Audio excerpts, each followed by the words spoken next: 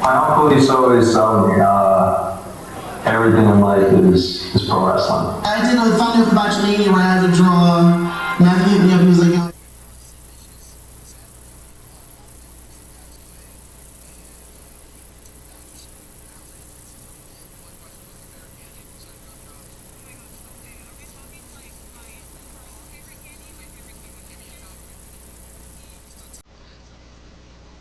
That was a category. Yes. Shout outs to Wicked Works for their incredible work. Absolutely.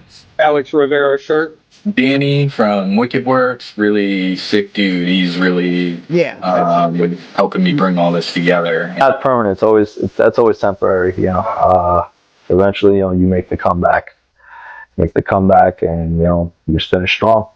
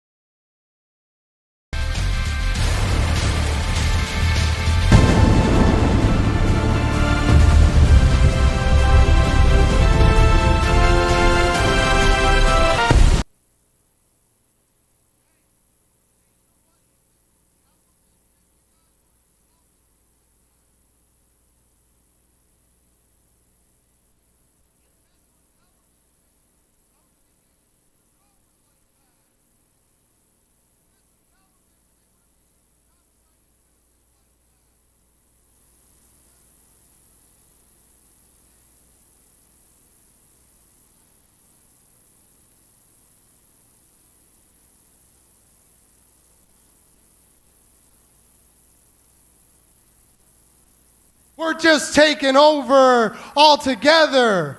But before I get to all of that, I got to talk to somebody who screwed me over last week, somebody who left me hanging. I got to talk to Robbie Illuminati. Nigga X bound, nigga X bound, nigga X bound, nigga X.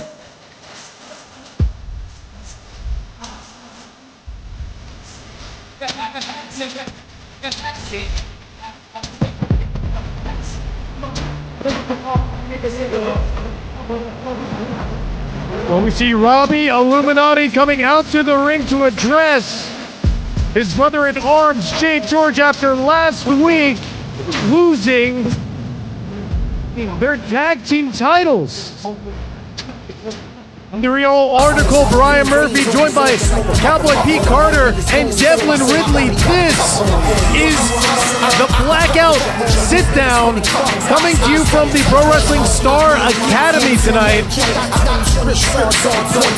Some tension in the air, guys. Indeed, Brian.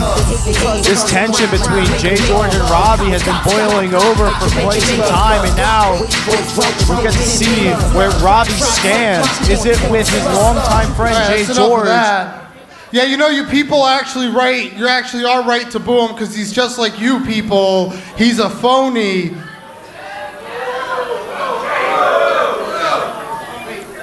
Rob, what's going on with you, brother? What's going on with me?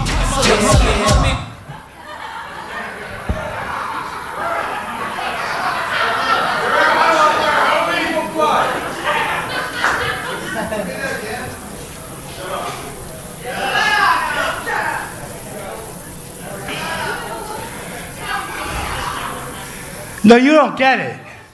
So you guys never been part of a world championship tag team.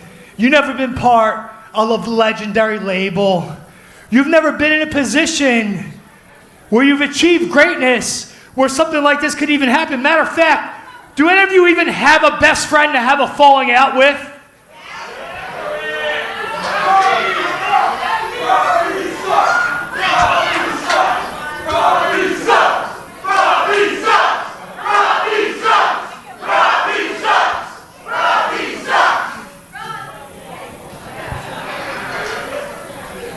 I wasn't able to be here last week, George, because I had health problems.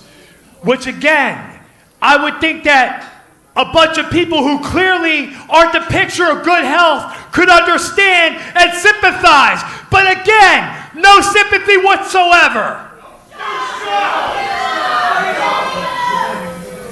And I would have been here if I could have, but I couldn't.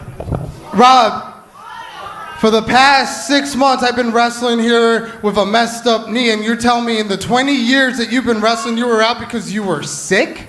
Because you had a little cold? You had a little sore throat? You had a cough that you couldn't come out here and help your brother defend your tag titles? That's it, Rob? Because you were sick? Rob, I'm starting to think that maybe you don't have my back. Because I don't know if you realize this or not, but it was Hybrid Wrestling that put that match together when we went to Las Vegas and we took on the Vandal 48. That wasn't PWU. That was Hybrid Wrestling. So you're telling me that you don't have my back?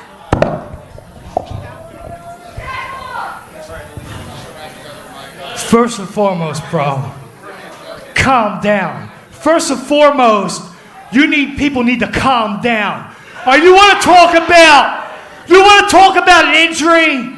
Let's talk about last year. This time last year, I was on crutches. And some of you people know because you were there and you saw it. This time last year, this building was nothing but spackle and sawdust. It was an empty warehouse. This time last year, my brother Johnny Cashmere, my brothers J.P. Grayson and Tommy Grayson of Backseat Boys, they picked me up. And along with them, with my crutches, we turned this building into the Pro Wrestling Star Academy. And every Friday night, we start changing independent wrestling. So you don't need to like me. You don't need to like me. They don't need to like me. but you will respect me because I am the man of this goddamn house. You're the man, Rob! You're the man, huh? You're the man, they got your back! Well, if they got your back so bad, then why don't we do this? Me and you right here, right now. Why don't we take on the Backseat Boys? Right here, right now! Let's see what they got. Come on now, boys! Oh, yeah, you're right. They're not here, Rob, because they don't have your back. So I need to know right now, Rob, do you have my back or do you have PWU's back? Whose side are you on?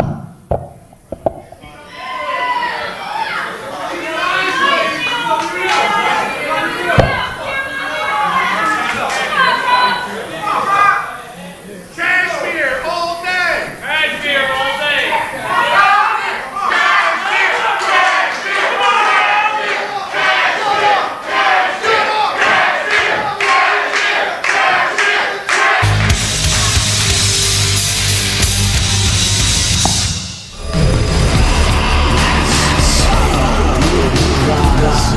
Well, this isn't who Jay George was asking for, but it was his tag team partner last week when he went to defend those PWU tag team titles. This is Amadeus, flanked by Mother Endless, Wrath of the Wicked, looking for maybe a little bit of vengeance.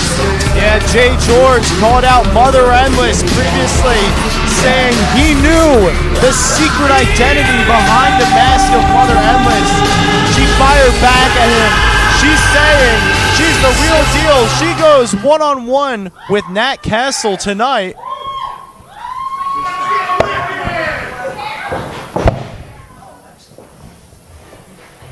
Just before things got interesting.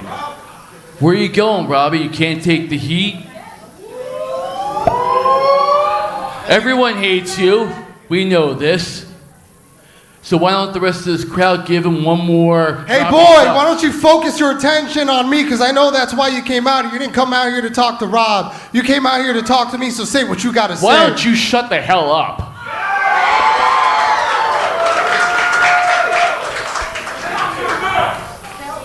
Last week, someone named Jay George, you came to us. You asked for us to help you and your pissant team for help to defend your tag team titles. Your little brother, he didn't come because he had the sniffles. And then your little pissant team, I don't know who the hell you are, decided to abandon Amadeus when he needed you the most. Yeah, what are you gonna do about it, boy? Oh, you really... What are you gonna do about it, huh? Huh? Yeah, you're right, I bet it, because you were too stupid to trust me. Get in here, please. You want to deal with us? You're gonna have to deal with Face. Oh no. All of you, shut your mouth holes. Look at you. Look at this. Sparkles, neon colors. All of this is professional wrestling. This is hard. It's serious. You want to put Face? You sent him out to attack my son before his match, and he wasn't even here. All of this. Oh, I'm sorry. I'm sorry. I thought you said you got me a viable opponent, but I don't see anybody. I don't see anybody. There's nobody in my line of sight. Hey, watch out, what's up? Calm down, calm down. Mother, come on. Back her up.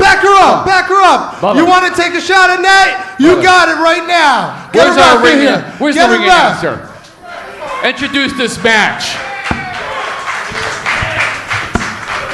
Our like opening we're underway contest here. is a singles bout set for one fall. Introducing first, Nat Castle. And introducing her opponent, Mother Endless.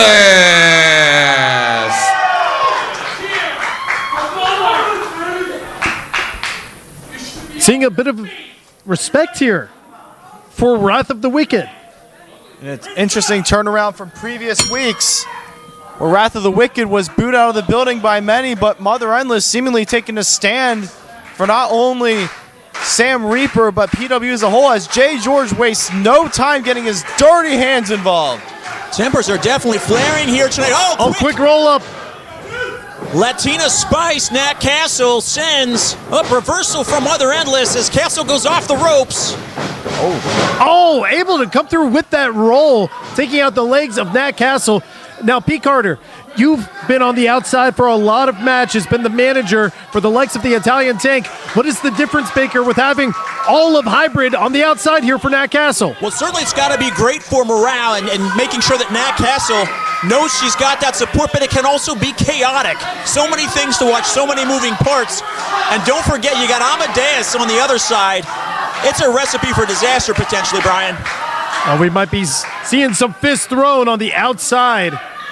Nat really looks to be strategizing here with her team. And taking her eyes off of Mother Endless, which could prove to be a huge mistake. Oh, but Mother Endless having her arm draped across that middle rope. Here we see Nat Castle going to work, getting ready to go for a cover. Just a 2 count. Endless falling victim to Nat Castle, and now Castle's taking over. The pace of this match has quickly turned after a fresh start from Mother Endless. Nat Castle going to work on that arm and just taking out the rest of Mother Endless in this corner. And maybe that pep talk did something. Nat Castle firmly in control of this match. There's enough managers out here to make it look like a boxing match. Oh! Big hip attack in there and pulling Mother Endless out of the corner, looking for that pin attempt. Just a 2 count. She calls that cheek to cheek, Brian. Certainly got that 2 count there. Enough to earn that.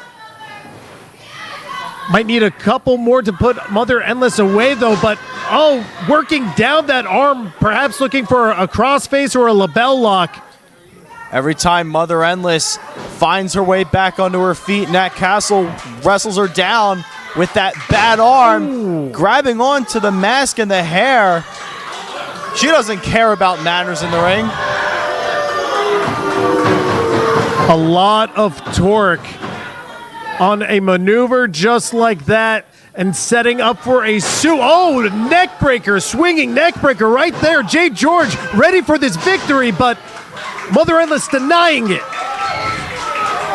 Mother Endless keeps fighting back over and over again. Nat Castle has a little temper tantrum there in the ring.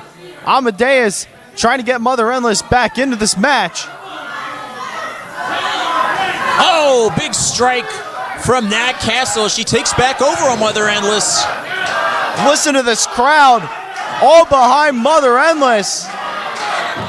Have you guys seen this response for Mother Endless in the past? Not once. Makes for strange bedfellows here. This hybrid group not exactly popular with the SPO crowd. Mother Endless finding a little bit of an opening there, but Nat Castle swiftly smacking it back down, and it looks like there's a bit of focus now on that knee. Yeah, the Latina Spice, Nat Castle systematically dissecting. Wait a second. Mother Endless. Back suplex. Dumps Nat Castle right on her head. That was a really high one. Almost looked like a German suplex. This could give her the chance to get back into this. I think you're absolutely right. The opening that she needed.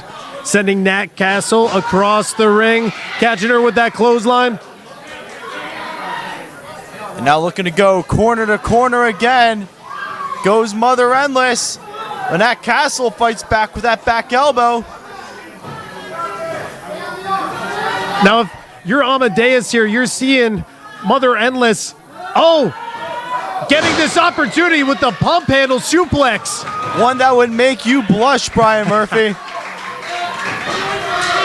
Mother Endless now moving in, taking the boots to Nat Castle. That's the thing, the rest of Wrath of the Wicked is occupied. Sam Reaper is getting ready for his match against Feral Face. We'll get into that later, but Mother Endless. Oh! The knee going right into the ribs there. Nat Castle getting the kick out. Just a 2 count as Amadeus plays cheerleader for Mother Endless.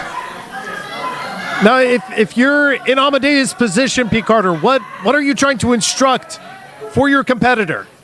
Trying to stay focused and stay on Nat Castle. Don't let her get back into this match and use those striking abilities that she has. Oh, and do moves like that, Brian. Big senton in the center, but you see Jay George stopping the count there. That could have very well been a victory. The Peanut Gallery finally finds their voice, I see. Wait a second, what's Jay George doing? Alex Rivera out distracting the referee. I think that's, oh my God, could it be? That's Orange Spice! She hit her with Orange Spice! A land spice! A knockout blow! That'll do it! The referee taking note. The winner of the match, Spice left here in the ring. Castle! That's a public safety hazard. Someone needs to clear that.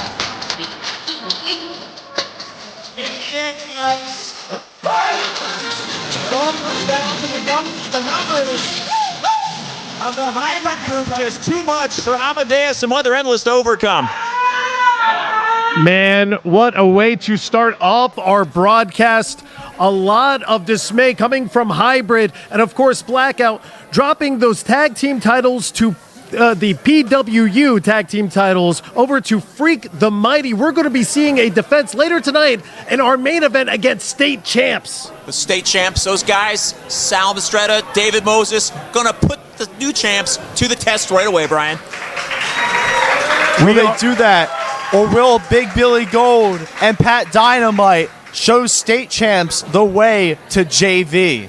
Now, we've also been seeing some dismay between Stipe and Angel Orsini, the Guma, who in the past, Stipe was learning under her wing a little bit. But recently he said, and I almost want to quote, I don't know if I can say the full statement on broadcast, but he is a grown man now. Yeah, he is, but he also needs to remember who butters the bread and who pays the bills. And disrespecting the Gumar, no good can ever come of that, Brian.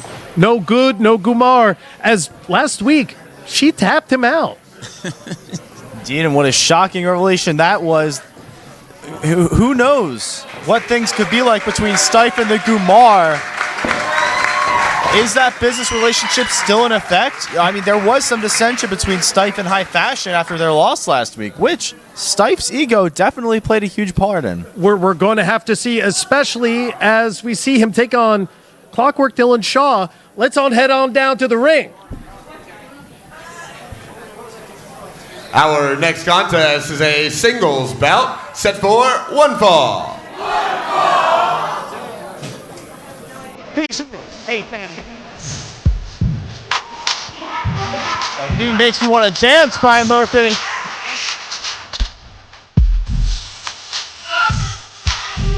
Out to the sweet tunes of Usher. This is the Enterprise.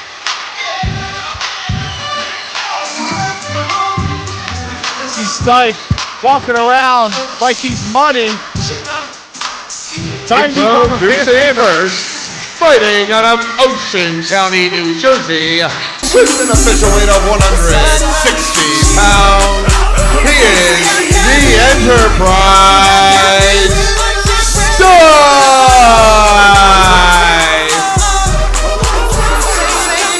You know, tonight may be the night that turns me into Stipe's #1 fan here, Brian Murphy.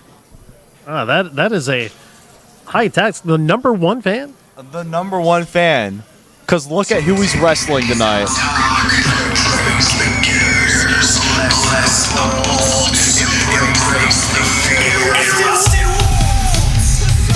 Wait a second. Angel's out here. That is... Well. Well, I guess we know where Angel stands now.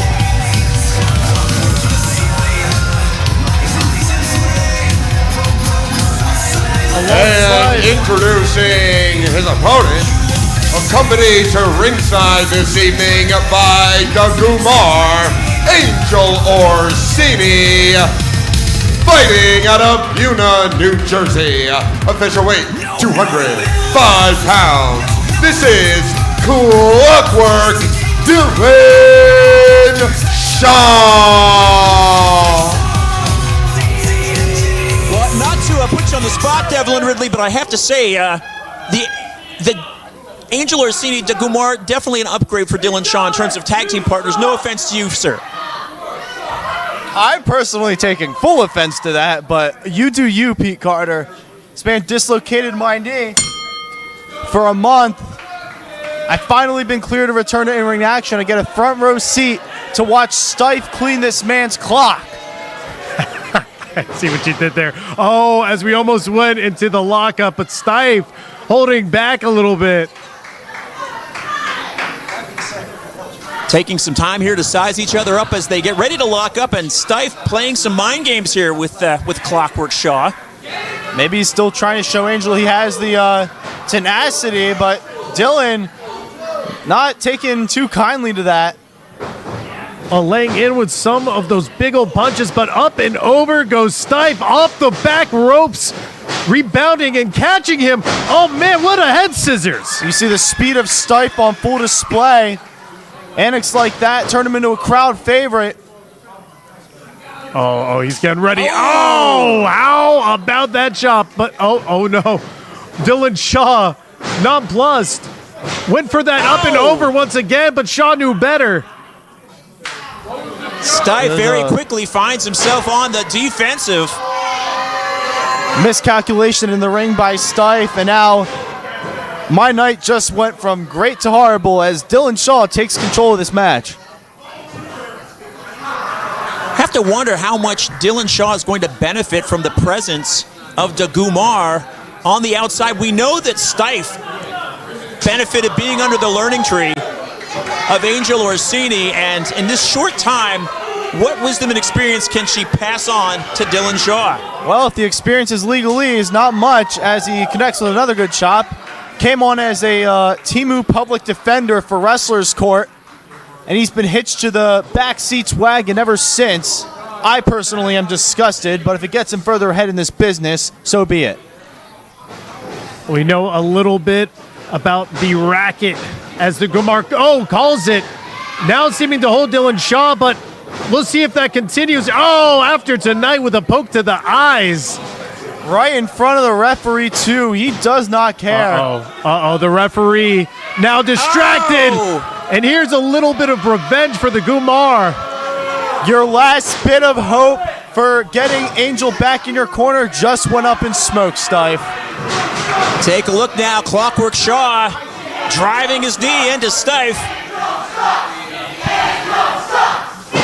Oh, the SPO crowd here nonplussed with the Gumar on the outside, as I think Clockwork Dylan Shaw was just choking Stipe. Yeah, Clockwork Dylan Shaw certainly doesn't care what the fans think anymore as he lands a suplex, picture perfect to Stipe. Just a 2 count there, though. Hasn't done enough damage to put Stipe away just yet. Back to those stomps. With a big step now on the chest of Stipe. We saw Dylan Shaw arguing with the referee there. Is it wise to be making an enemy out of the official? Well, he's got Angel in his corner. You can do a lot with that. Just taking his time and measuring Stipe with those forearm blows. And this is smart from Dylan Shaw. Keep Stipe down. Don't let him take advantage of that speed. We know how quick Stipe can be and how quickly he can get that offense in. Dylan Shaw doing what he needs to do right now. You can take some of the most cowardly men and give them the power of undisputed authority, and they can run rampant on the world. As we see again, Angel Orsini taking advantage of the distraction. Pressing down on that throat just a little bit more.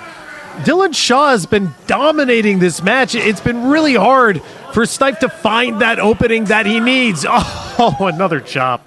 Dylan Shaw's been dominating, Brian, but keep in mind, school is in session here.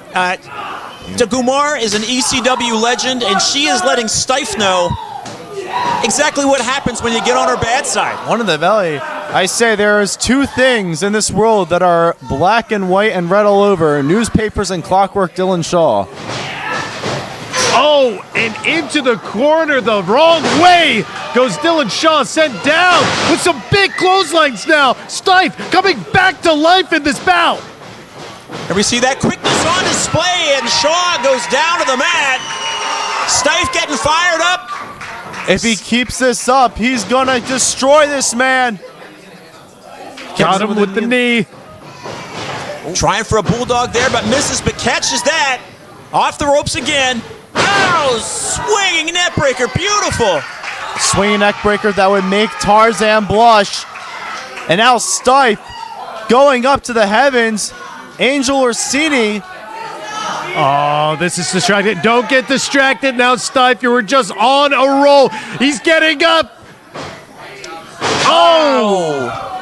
Oh, and down the way that you don't want the most. You can tell Stipe is hurting from that, and here comes Shaw. What's this? Right to the Stipes. That sleeper slam. He calls it the timestamp, and he calls it a victory, too.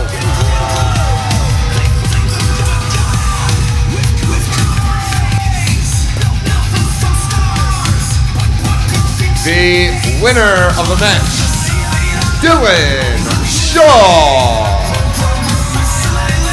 Well, I think we now know who Angel Orsini wants as her protege.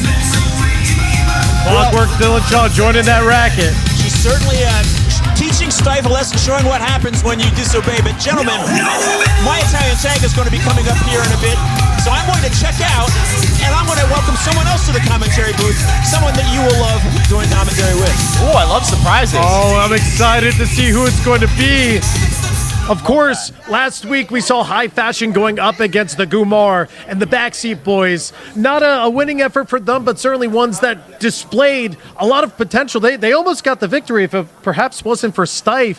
They are in contention for a potential SPO tag team title match. And speaking of those titles, we are joined by Papa Juice right now. Papa Juice. Welcome to the booth, Papa Juice. The fans love you, Papa Juice. They love you, don't you? We are going to see some tag team action underway. Let's head on down to the ring to see our competitors. Let's go, baby. Papa Juice is on the loose. First time commentary. Our next contest is a three-way tag team bout. Let's go. Set for one fall to determine the number one contender for the SPO Tag Team Championship. Now, Papa Juice, what are you looking for the most in these competitors? What do you want to see them bring to the table? Well, I want to see who wins, Murphy. But look, this tag team division is absolutely on fire. There's no doubt about it. This tag team division is great. Jay and I are just ready to go against the best challengers possible. So this is going to be a high-flying affair. You guys know that, right? Oh, absolutely. Well, the likes of Gold-Blooded in there. Introducing Ryan first, O'Neal, Judy Underwood, it's guaranteed. Number one, the team of Malik Machiavelli and Nigel Carter. Gold-Blooded. All 6 of these men in this match have the capability to burn the house down. Yeah, with we've been their in the ring wrestling. with Gold-Blooded. Let me tell you what, man. They are on top of it, bro. I would not be surprised if they're against us again. I saw Malik Machiavelli jump from the ring apron to the top rope without using his hands. Do you understand how much of a crazy athlete you have to be to do something like that?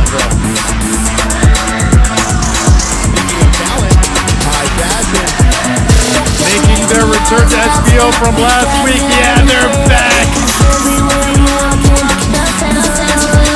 I'll tell you what, these teams have really shown how impressive they are. Team number 2, the team of Unkillable, Mark Raspa Jr. and Sebastian Valentino. They are Intermission! Speak over our ring announcer there. But we did see Gold Blooded last week up against Stolen Bones. And even though they did pick up the victory, like you said, they are always so impressive. This tag team division is fantastic. Like anybody could be going against us for the tag titles, right?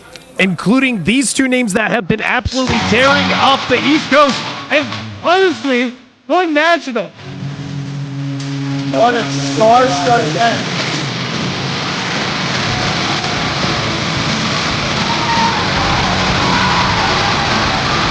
Look at that.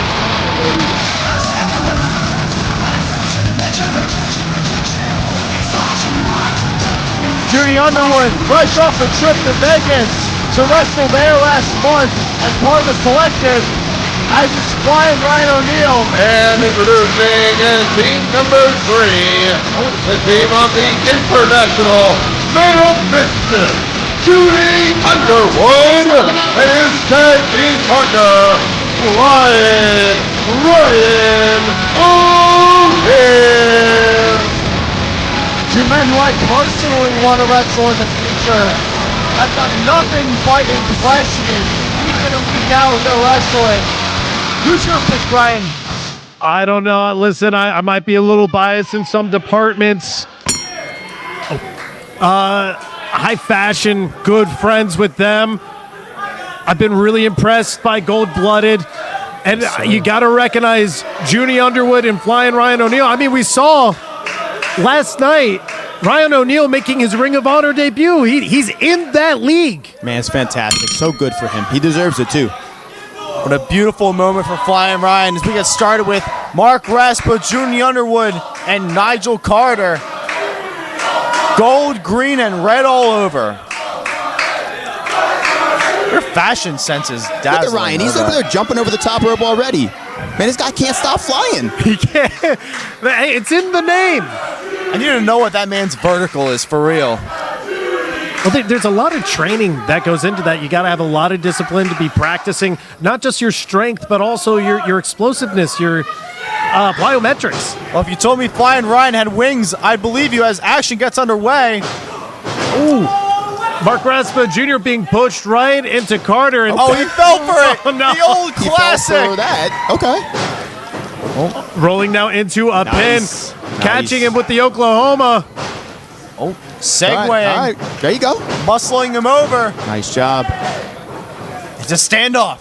It's going to be like this. This is exactly what I thought. Triple threat tag match.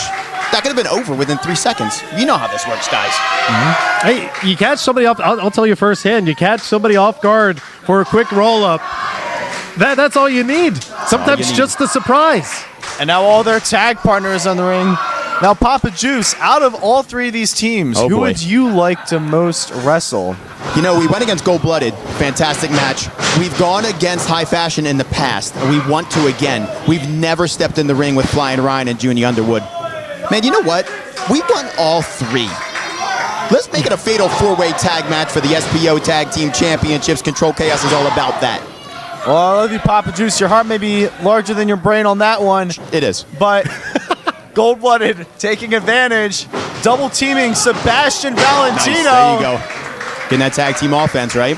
Rocking that brand new bandana as Flying Ryan. Very good. Eats a double hip toss. And you got to have that coordination with your tag team partner. You see that on display right now. Caught him into the wheelbarrow. Creative, right? Absolutely. A big kick out from Ryan O'Neal. Never seen to see it, man. Springboard into a wheelbarrow. These two are innovators of tag team wrestling for sure. I'm not going to lie. I love me some tag team wrestling. It certainly is a different brand of wrestling. It is. Very different from what you would see in a typical triple threat as Sebastian Valentino floats over. Good forearm. That was beautiful. That'll clean your clock. There you go. Get some tag stuff from the High Fashion. Let's go, guys. Was that a Dylan Shaw reference? Oh, got him with the drop kick there. Assisted. Okay. Oh, man, High Fashion coming out with some tag team offense into the cover. I haven't seen that before. That was nice. Well, they've been workshopping. They find a way to attack you from all possible directions. Can they hit that tag move on Kid Chaos, though? Can they hit it on Papa Juice? I don't know. Well, we'll have to see. But nevertheless, Flying Ryan muscles out of the fireman's carry, tags in Junie Underwood. Was perhaps looking for get the smoke, that GTS he does, but Junie Underwood able to keep his head on a swivel. Nigel Carter is collateral damage Creative kicks, right? I like that. And there's another one. And we've seen these guys, trained by the likes of the Worldwide Dojo. We know that history of nice slam. Junie Underwood and Speedball Mike Bailey, these guys are athletic. The 420 leg drop, I haven't seen that since Van Dam and Mysterio. Oh, Van Dam, you bringing up Van Dam right now? Oh, come on, Murphy, can't do that to me, man. No. Man. I'd love to see a match with y'all. Murphy, we gotta focus on this match, man. Back to the action. Half the competitors are aside, and we may be seeing an Air Dream Boy. Sebastian gonna fly. Good stuff. Taking out both members of Gold Blooded. Junie's behind you, look at Junie, look at Junie. Nice escape. And how about that kick? Junie's nailing those kicks tonight, guys. Yakuza kick knocks Sebastian off the apron. Springboard crossbody to the outside. You guys see Raspa? Mark wants some now. He does. He's getting ready. Looking for that revenge for his partner. Good man. Good extension. Bodies are dropping like flies, but both members of Gold Blooded are thinking mischievous thoughts here. Gold Blooded. They're gonna send it to the heavens. Here we go. Machiavelli, Carter. Catching High Fashion on the outside, but we know this one man for one thing. Let's save the best one for last, Brian Murphy. Oh my God! It's hard not to be a fan when you're watching wrestling like this, guys. What a scene! There are bodies everywhere. Living up to his namesake. Let's see if O'Neal is able to pick up a victory here. Back where he lives. They all on the hit the top ceiling, rope. but Sebastian putting a stop to things. And this is dangerous. He's right in enemy territory with both members of High Fashion perched up on the top rope. We've seen this before. Let's say if you use gravity as your biggest weapon, it can also be super effective against you. But he's able to battle out. A precarious position for all men, but now Junie Underwood. Sebastian hanging on. And now Junie Underwood. What's he got cooking up? Oh, no.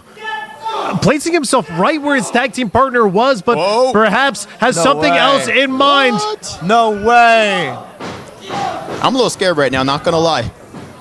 Gold-blooded. Coming on into the... Oh, no. Well, they're not careful. We might see a Junie Underwood-shaped hole in the ring. Oh, my gosh. Oh, my God. Up on the shoulders. No Double way. electric chairs. Be careful, y'all. There's no way. Get up, SPO. Junior. Get up. Junie Underwood. Oh, my God. Doomsday Device is in tandem. He's taking advantage. And like a Jenga tower, they will fall. Flying Ryan from the heavens. Taking out both members of Gold-Blooded, but couldn't quite get into the pin. This is the Pro Wrestling Star Academy SPO live tonight. This match is crazy. I'm telling you, man. We are so happy to be the tag champs at SPO because of matches like this right here. These competitors fighting for that tag title opportunity up against Controlled Chaos, those SPO tag team titles. Nancy, you asked me earlier who did I want to go against. I knew the match was going to be like this. I knew it was going to be great. I can't choose. They're going to figure it out for me in just a little while, aren't they? Chop on the apron. Malik and Mark now going at it on the other side. Gold-blooded have been working hard, guys. You see them they improving? are. They are working hard, man, every week. Well, Junie Underwood, another person whose heart may be larger than his brain, as he wants more. Woo. The Piratosas in tandem. Man, just chop for chop. And this is where you see competitors really respecting each other, offering themselves up to see the better, the stronger competitor. Oh! On the apron. Oh, man. Both he got slammed on the members apron. just being driven into that apron. Sebastian! Another dive from Sebastian. And Flying Ryan on the other side. Oh, my goodness. Man, the height that Flying Ryan just got on that tope. If he's not careful, he's going to hit the ceiling, but Sebastian cuts him off with a forearm. Nice job. Again, I was going to say, keeping a head on a swivel, but that just sent Sebastian's head flying. Double clothesline. Here comes Goldblooded. This is not stopping. Watch out for Malik and Nigel, everyone. Double elbow drops. Cover now. Gold-blooded finally getting their shot once again. Oh! Way to make the save, guys. Man, their heads almost hit the ceiling on those dives. Did you see that? Yeah. Unbelievable. And you gotta be aware, gotta watch out for those surroundings. Did I say this tag team division is on fire? I don't know if I mentioned that yet, but it is. Oh my gosh. It absolutely is. Maybe once or twice. It makes me want to run to the locker room, find a tag partner, and participate myself. Please do. The more the better. Let's go, baby. It cannot be overstated, though. You're certainly right. These teams really giving everything they got. Yes, sir. And again, you almost see an honor code here. The way that they're able to just offer up and see the better competitor. Junie's nailing those kicks tonight, guys. I said it, but he's impressing me right now. I'll tell you the truth. Oh, Carter in here. Go, Con Underwood with a vicious DDT. Planted him. Oh, here comes Valentino. Oh, nice spin kick, Sebastian. Good stuff. Took his head right off, but nice round kick, Ryan. Good stuff. Hard to see where those kicks are coming from. Good. Malik on top now, but trigger. Every kick has been on point in this match. Head on the swivel, right, guys? Head on a swivel. Junie to his left, Ryan to his right. Watch the double team, Mark. Oh, got him with the drop kick. Very impressive. Yo, Mark's by himself, guys. He is. This could be it. Oh, impressive Wheelbarrow tag team Bulldog. offense. Head straight into that mat, but Gold-blooded there to save the match. Not gonna lie, kind of thought that was it.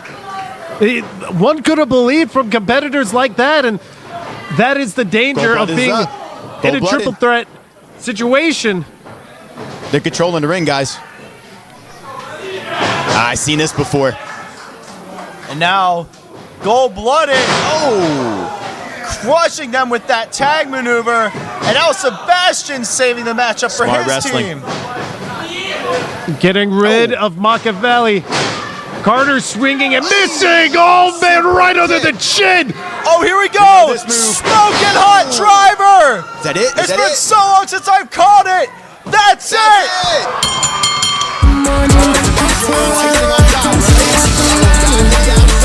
Defending that pin in time fashion. The winners of the match, and now #1 contender for the SPO Tag Team Championship, High Fashion. Well, there's your match, Papa Juice. You and Kid Chaos will be defending those belts against High Fashion. The statement has been made. The contract has yet to be written. But we know what the collision is. Papa Juice, what do you got to say to your next challenger? But I hope and I know High Fashion is ready to control chaos because Jay and I were ready for anybody. We are excited to see that matchup, but that is not the only title that we have on the line. Well, SPO title's not on the line tonight, but we got some more title contention coming up next. We have been seeing Tarzan Duran absolutely owning that Skywalker Traveling Championship, just defending it every opportunity that he gets, and he's going to be coming up with a defense. I hear myself right over the room right now. How's it going, SPO crowd? Are you alive tonight? Let's go, SPO! It's almost as if Tarzan has a list of names he's checking off. Every defense, he wants 3 at once, 4 at once. In this match, he's getting 5 at once. We see also Kid Chaos in the mix. Check that out. Let's head on up to the ring. My son's Our pretty good in next that match graphic, contest, don't you think? is a scramble bout set for one fall. You know what? For the traveling Skywalker Championship. You go support him? Absolutely. Double champ. Be a good dad, Double Papa champ. Juice. Champ. I'm a great dad because I got a great son. And guys, you know what? This is amazing commentating with you guys. Thank you so much. It's been an honor, Papa. So much. Thank you so much. Enjoy the rest of the show. Let's go.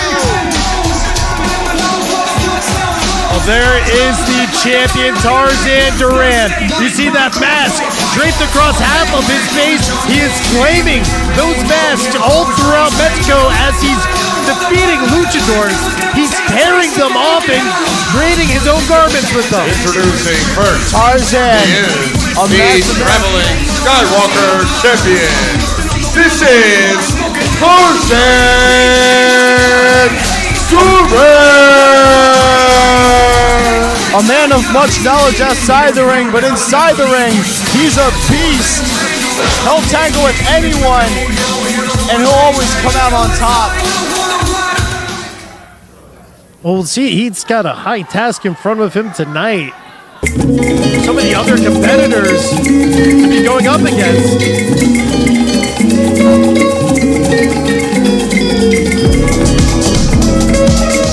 Well, here we see a debut at SPO Live. Oh, I could be mistaken. Maybe he prefers to speak quietly sometimes.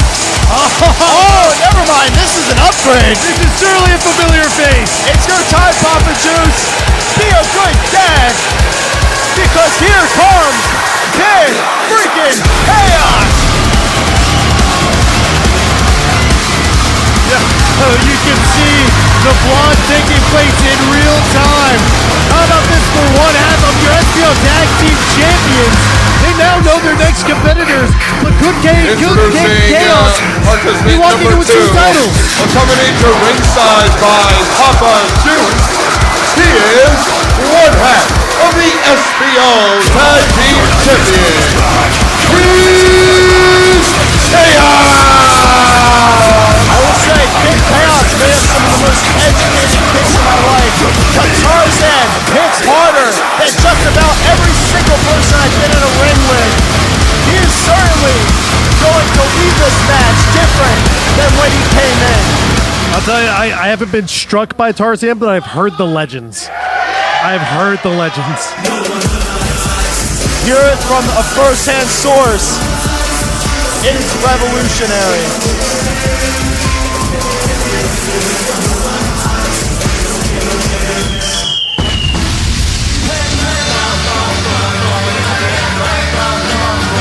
Oh, there's Cowboy Pete Carter. Back accompanying the Italian Tank, who last week we saw in a very similar match, a very similar Scramble. Yeah, Italian Tank. In a Scramble last week, he's doing another one this week. He's got a bit of practice with that sort of thing. Participant number 3 is accompanied to ringside by Cowboy Pete. This is Italian Tank. Standing by.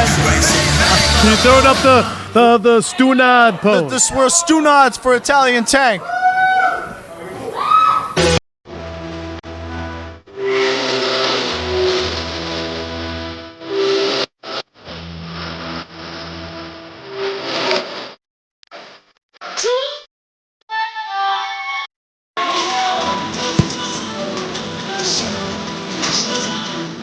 And we are seeing a debut here tonight. Oh, I don't know if we're seeing Showtime Rich Boya number 4 taking presence. Is Showtime!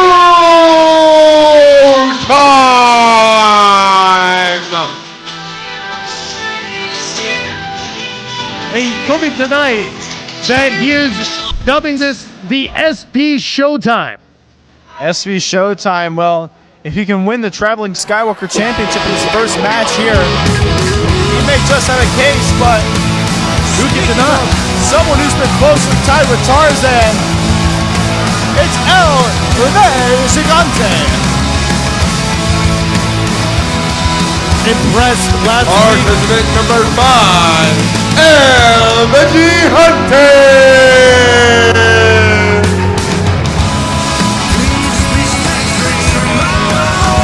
Last week, he was going up against several larger competitors. He was being tossed around, but just as much, he was able to redirect that momentum, take out his competitors. Oh, we're hearing some air raid sirens. Eerie sirens indeed.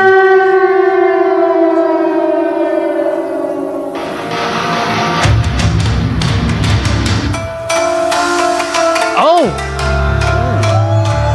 An unannounced individual has entered this match. And introducing the final participant, Sasaki! That is Sasaki, everyone. Last week wrestling Valentina Vasquez. After a quick victory, well, out of nowhere victory, I should say, for Valentina Vasquez, able to pick up a quick one. Well, we saw Sasaki spraying mist in the face of her competitor in frustration. I know she is in a bad mood and she's ready to take it out on all 5 of her competitors. And in a match like this, it is legal. There are no disqualifications, no holds barred. It's just going to be absolute chaos.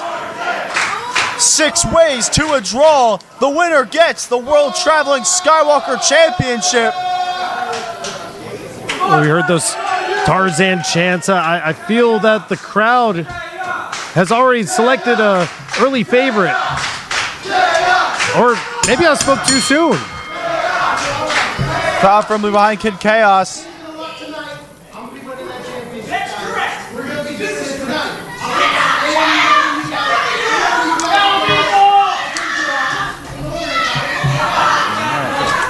Tank seems to be throwing down the challenge right now, offering anybody to step up, and he got him. Well, Vegigante tossed out like a sack of trash, but Tank. Oh! Have you ever seen someone get hit by so many drop kicks at the same time? No, I'm thinking the Italian Tank might be regretting some of his decisions, but now we are, down to 4. They're dropping like flies, Brian Murphy. We are left with 3 in the ring. Rich Moya, Tarzan, Duran, and Veigante.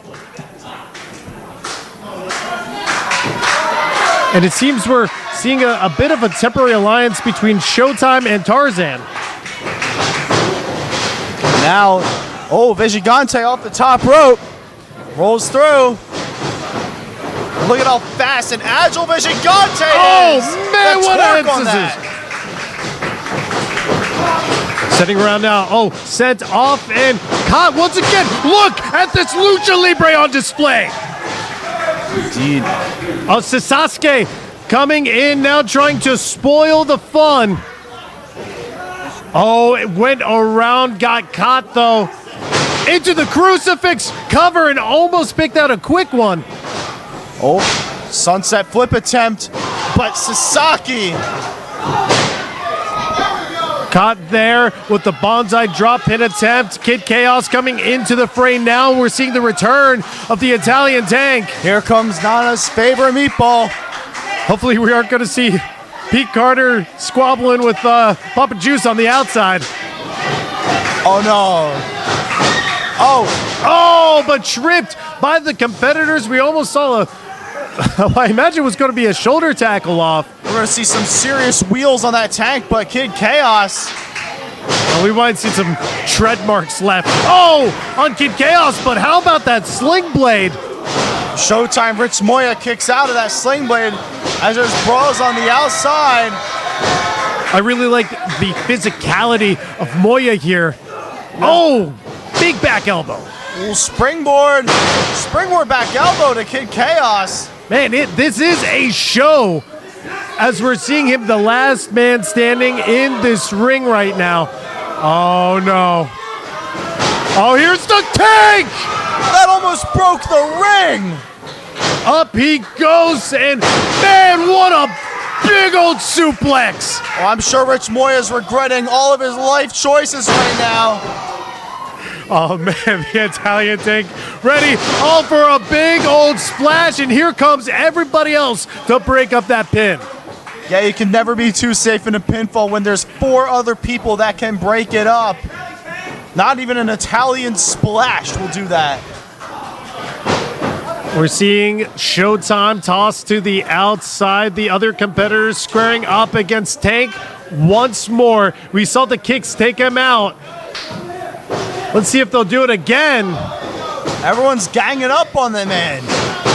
Oh, ducking the line there. Here comes Tarzan, landing on his feet and catching him with the spinning heel. He may have knocked the tomato sauce out of that man. And now, twist of fate attempt, reverse into a suplex.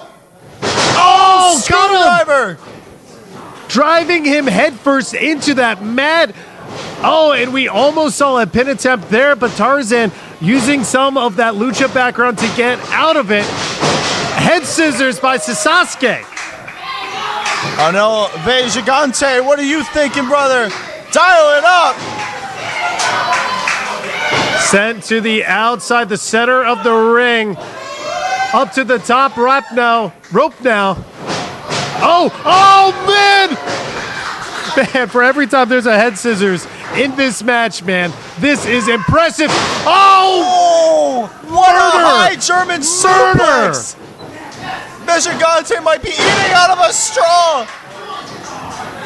And a twist of fate delivered to Sasuke. The Italian Tank making his way in now to pick up the pieces. Blocking the punch. Ready, aim, fire! That could be Curse, but Kid Chaos rolls out of the ring. But Moya coming in. I mean, this is where we let natural selection happen, right? I think you might be right. Oh, and it looks like Showtime got the better of that one as the Italian Tank low bridge to the outside just to eat a drop kick. We were close to saying goodbye, Rich Moya from SPO permanently after that one. But now fighting Tarzan with those forearms. Whip reversal. The champion throwing a wild punch but sent down to his back by Moya. Not making any fans. Not at all. Rich Moya is going to take that Skywalker title, though. Tarzan driving in those kicks. Oh, looking for Jungle Juice if you can find it. The most devastating finisher today. It's Jungle Juice. Getting all the torque on that DDT. And it is a retention for the Skywalker Traveling Championship. The winner of the match and still traveling Skywalker champion, Tarzan Duran. Man, what an impressive defense.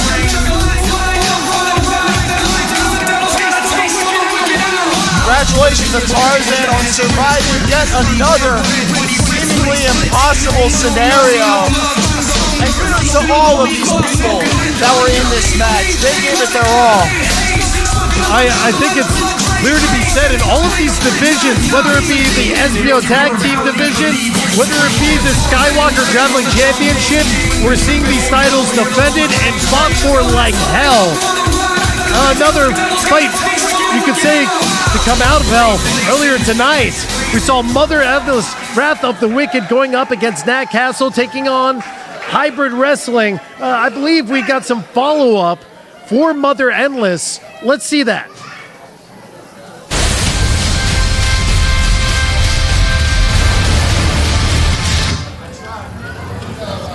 The madness. You mistaken me wrong person. Do you not know who I am? I'm Mr. Young Motion. If you don't know, you must be living under a rock. Mount Holly on. But I'm from Florida, so I will show you my Florida side. Do you not know who you talking to? Do you not know what are you talking to? I will get on your ass about that. So this Friday, you better watch yourself. I'm not here to wrestle. I'm here to embarrass you in front of everybody. We're not paying you 1, 2, 3. You will be knowing the name Young Motion. And you won't worry about letting go every game.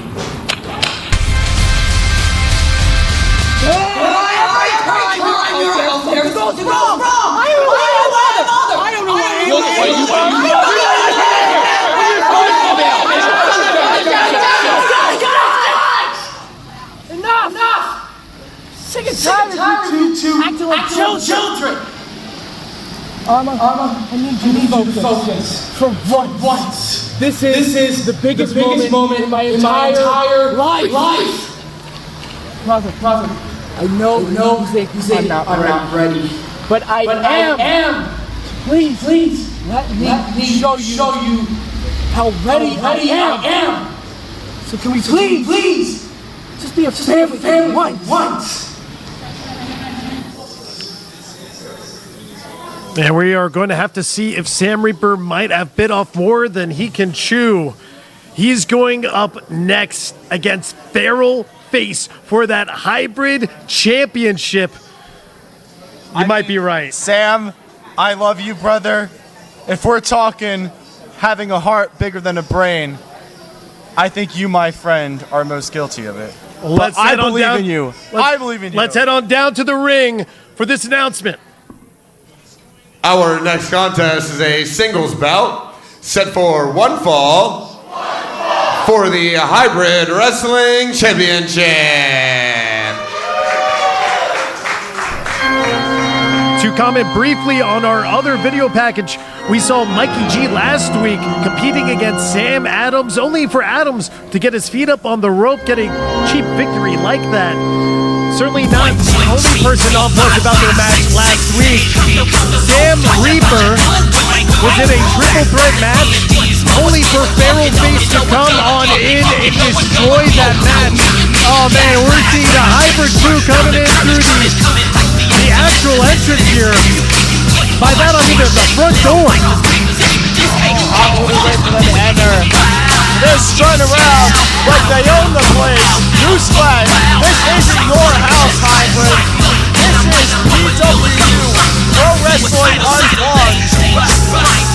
And then you see the Feral Face. Introducing first, he is the Milk Hunter, the Cougar Conqueror, the Freak King. He is the Hybrid Wrestling Champion, the devil of this place, the Feral Face.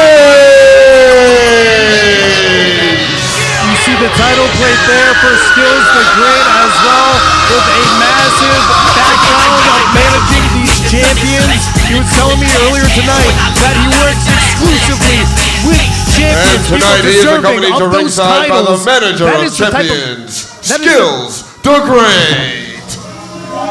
That is the type of energy you see backing Feral Face. Welcome, Jay George. Oh no. I'm glad to see you could grace us with your professionalism. That's right, absolutely. That's what we're doing, is we're going to keep it professional and see what you boys got to say about my boy Feral Face. Make sure it's unbiased. Make sure it's truthful. Make sure it's honest. Brian Murphy, I'm looking at you, boy. Hey, listen, I can only report the facts, and the facts are that Feral Face came on into that triple threat, played Boom Harden, Clockwork Dylan Shaw, and Sam Reaper out to rest right before their match. Sam Reaper has a bone to pick for that after being driven into the wall an opponent, and into that mat with a spine buster. Accompanied to ringside this evening by Mother Endless and Amadeus, fighting out of the St. Peter and Paul Cemetery with an official weight of 190 pounds, the Speed Demon, Sam Reaper! See Sam Reaper flanked by Amadeus and Mother Endless. Oh, how the darkness has fallen here at the Pro Wrestling Star Academy. Ring that bell when the referee says so. Not on my watch. I don't tell you. I know I tell everyone You what most to do certainly here. don't, Jay George. I know you're a big PW guy. You're probably a little bit salty sitting here next to me. You got to be like Brian Murphy. You got to be unbiased. That's true professional journalism. I want to know. What's she doing? Get her off the apron. Are you kidding me? Hey, George, I want to know your opinion. Hey, whoa! Oh, Mother Ellis. That's not okay! Kiss, I don't know, something in between. Here's a roll-up. Let's A go. roll-up. Oh, Sam Reaper almost catching face off guard. Look at all that makeup on his mouth. Got a lot of face there. You're right. Oh, my goodness. Added face to that face, man. Let's go, Reaper. This is what the fans wanted to see, the underdog story. George, I got to ask you, in your heart of hearts, I know you got to back your guy, but is there any chance of Sam Reaper taking out Feral Face tonight? Oh, there you go. He just did it. What a victory. No. I don't think so, man, because Sam Reaper, he says he's an underdog. He's been an underdog his whole life.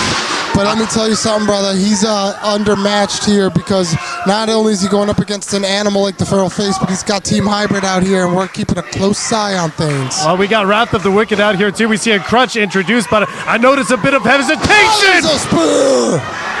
He tasted that last week, and he's tasting it this week, and he's tasting it what it's like to put your foot in your mouth. Now Sam Reaper feeling the fury of the Feral Face for the first time. For the first time, nah, this is something he's First very time used tonight. To. First time, sure, why not? And hopefully the last time for Sam Reaper, because I don't think you're going to want more after Feral Face is done with you with a big drop kick. Man, I am impressed with the power, the plyometrics of Face. The plyometrics, huh? Yeah. Here we go, right here. T-Bone, a suplex, and no bridge. He didn't even pop his hips on that. That's some pure strength. Face wants more. I'm not arguing that Face isn't an impressive, powerful, strong opponent, but with a mentality like that, to be Feral. Smart, Amadeus. Keep her away from the Feral Face. That's a smart move right there. We actually should be out there. I don't know why we're all up here.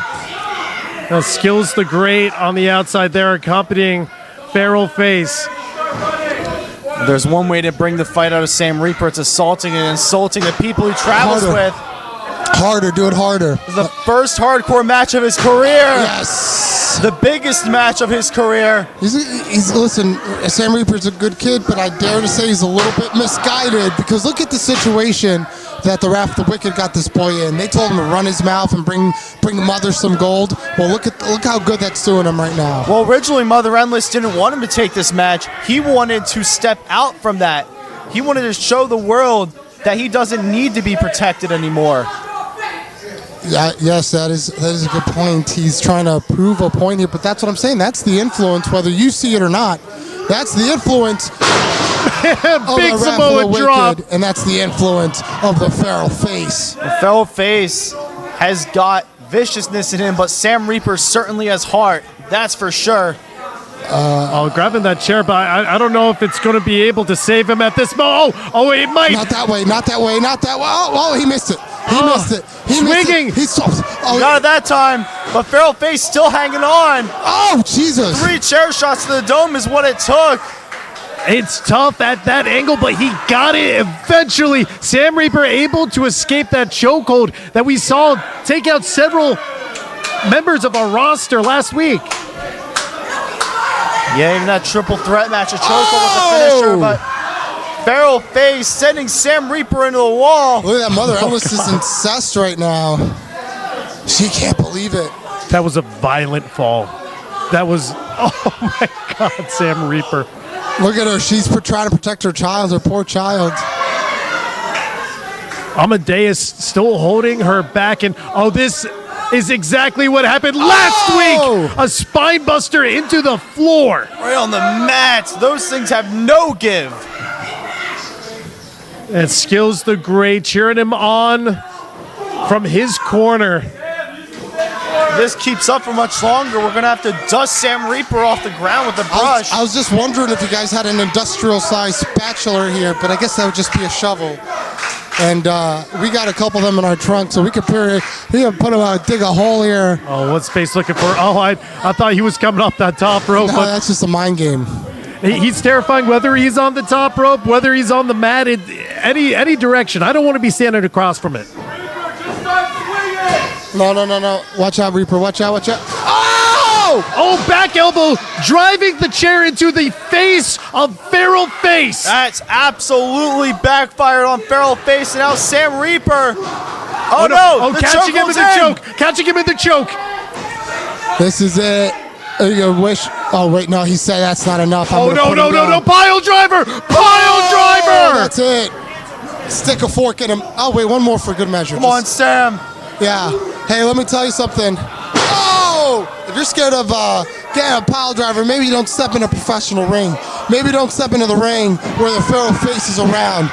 Well, at what point do you think it's too much, Jay George? Oh no! Just pulverizing the right neck. here. The neck of Sam Reaper. That's gotta be it. Wrapped around. Oh goodness! Call that match. Get off of him. Get off of him. I was a believer. The winner of the for a match second. and still hybrid wrestling champion.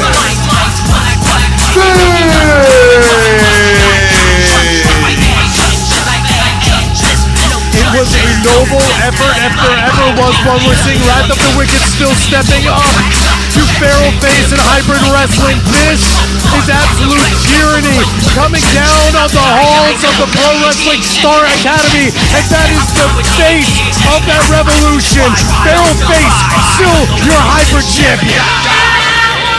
We need to get Sam Reaper some medical attention. He took 3 or 4 pile drivers and then got finished off with a chokehold. That would put any man in the hospital. Seriously, we need some medical attention out here.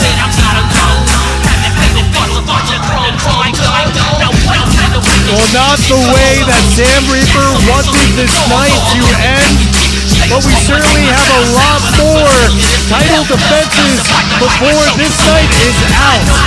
Later on tonight, we will see the PWU Tag Team titles defended.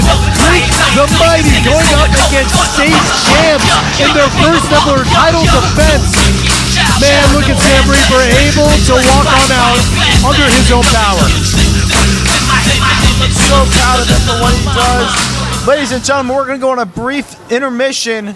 We will be right back with you once in-ring action starts. Don't miss it. Stick around. You're going to want to see it. And now we're going to break for a brief intermission. Last Friday, after being embarrassed for the fourth week in a row, I took my anger out on Adon Allen. And I'm sorry to tell all you fans, you will never see Adon Allen in SPO again after what I did to him last week. And people are asking me, why JJ? What gives you the right to do that? It's because you fans want to take me for granted. You fans want to cheer some guy you've never seen before over me? The intellectual interrupter, the most gifted athlete that has ever stepped foot into that ring.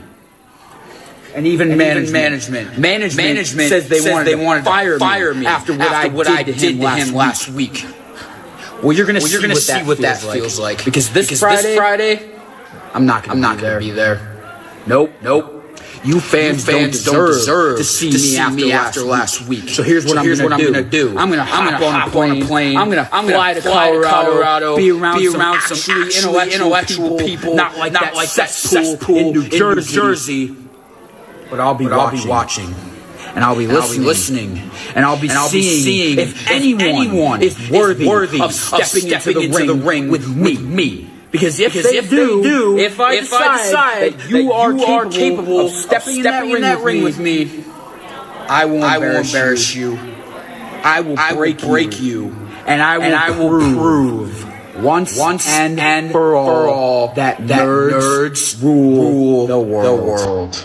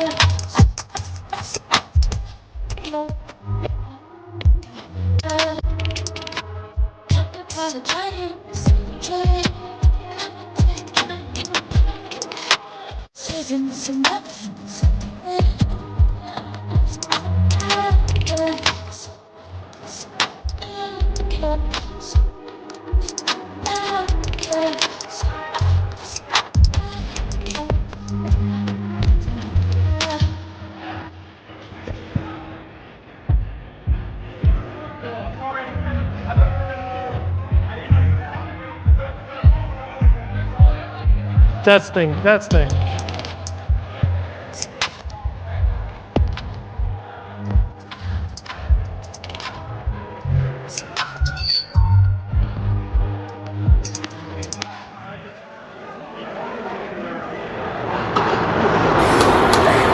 happened to you? What happened to me? Nothing happened to me. I'm fine. What happened to you? What do you mean what happened? You saw I got scared. Rivera, man, he's got such a wicked. Yeah, he does. Yeah, you lost the match tonight.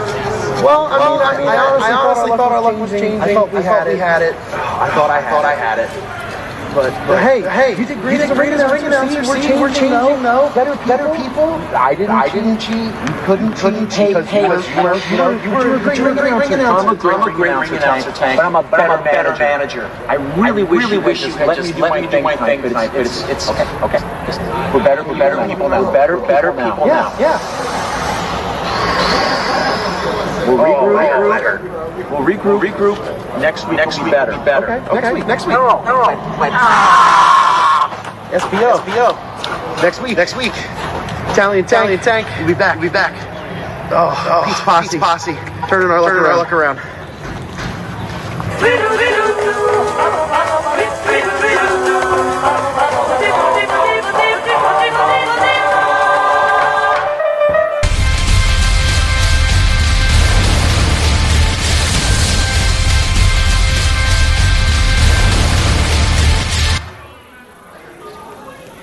Last Friday, after being embarrassed for the fourth week in a row, I took my anger out on Allen. And I'm sorry to tell all you fans, you will never see Aiden Allen in SPO again after what I did to him last week. And people are asking me, why JJ? What gives you the right to do that? It's because you fans want to take me for granted. You fans want to cheer some guy you've never seen before over me? The intellectual interrupter, the most gifted athlete that has ever stepped foot into that ring. And even management says they wanted to fire me after what I did to him last week. Well, you're gonna see what that feels like. Because this Friday, I'm not gonna be there. Nope. You fans don't deserve to see me after last week. So here's what I'm gonna do. I'm gonna hop on a plane. I'm gonna fly to Colorado. Be around some actually intellectual people, not like that cesspool in New Jersey. But I'll be watching. And I'll be listening. And I'll be seeing if anyone is worthy of stepping into the ring with me. Because if they do, if I decide that you are capable of stepping in that ring with me, I will embarrass you. I will break you. And I will prove once and for all that nerds rule the world.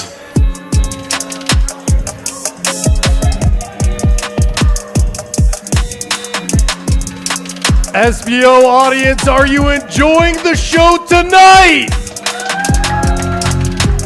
Don't forget that tomorrow we have Fighting for Lindenwold right here at the Pro Wrestling Star Academy. Doors are at 6:30. Bell time is 7 p.m.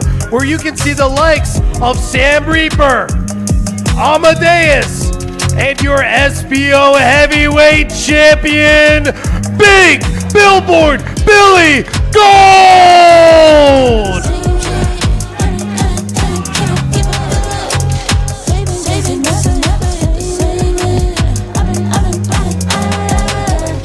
Coming up early next month, we have SPO Ladies Night, June 6th, where you're going to see the likes of Tiffany Grady, Journey Burke Esquire, Shay McCoy, Sebastian Valentino, and Becca Wiley. Come on out June 6th and support women's wrestling.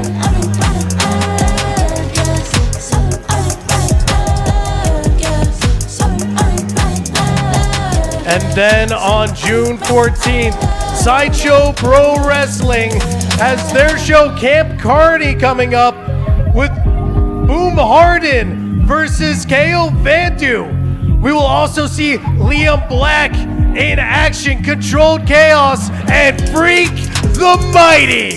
Come on down June 14th for Sideshow Pro Wrestling Camp Carney.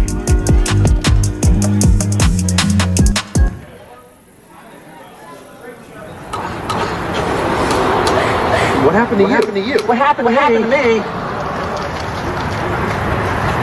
Nothing happened to me. I'm fine. What happened to you? What do you mean what happened? You saw I got scared. Rivera, man. He's got such a wicked. Yeah, he does. Yeah, you lost the match tonight. Well, I honestly thought our luck was changing. I thought we had it. I thought I had it. But hey, you did great as a ring announcer. We're changing though. Better people. I didn't cheat. You couldn't because you were a great ring announcer. I'm a great ring announcer, Tank. But I'm a better manager. I really wish you let me do my thing tonight. But it's okay. We're better people now. Better people now. Yeah. We'll regroup. Next week will be better. Okay. Next week. No. SPO. Next week. Italian Tank. We'll be back. Oh, Peace Posse. Turning our luck around.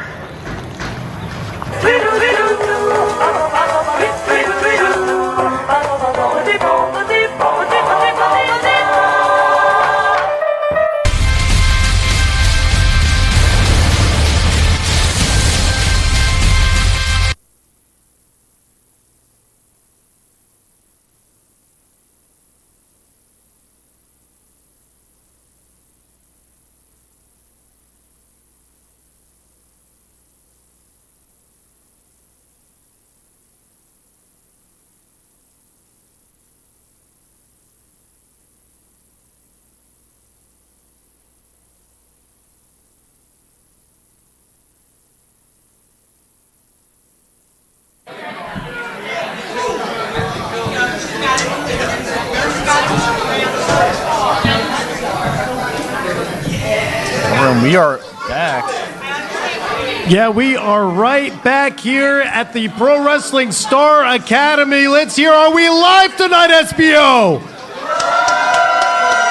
Oh, I think we could do a little bit better than that. Are we alive tonight, SPO?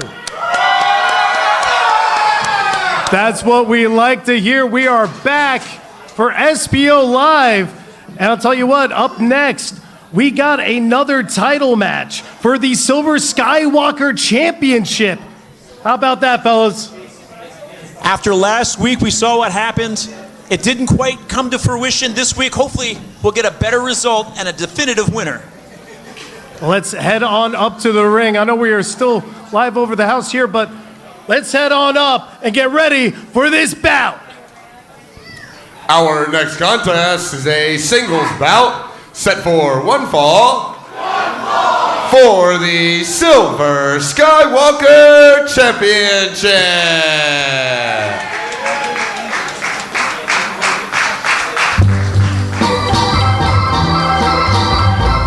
Over the past couple of weeks, it has been a tough time for the man known as Lucas Twitch DeSangro, as this man, the champion, Declan, has absolutely ambushed him and hoodwinked him at every possible turn. 2 weeks ago, he opened up a challenge for Twitch just for Twitch to not be in the building, knowing that he wouldn't be there to answer that call. And then last week when Twitch followed up, called him out for his cowardice, he absolutely destroyed Twitch before the bell even rang, ambushing him during his entrance. Fighting out of Philadelphia, Pennsylvania, he is the current reigning and defending Silver Skywalker champion, the grimy bastard, Declan.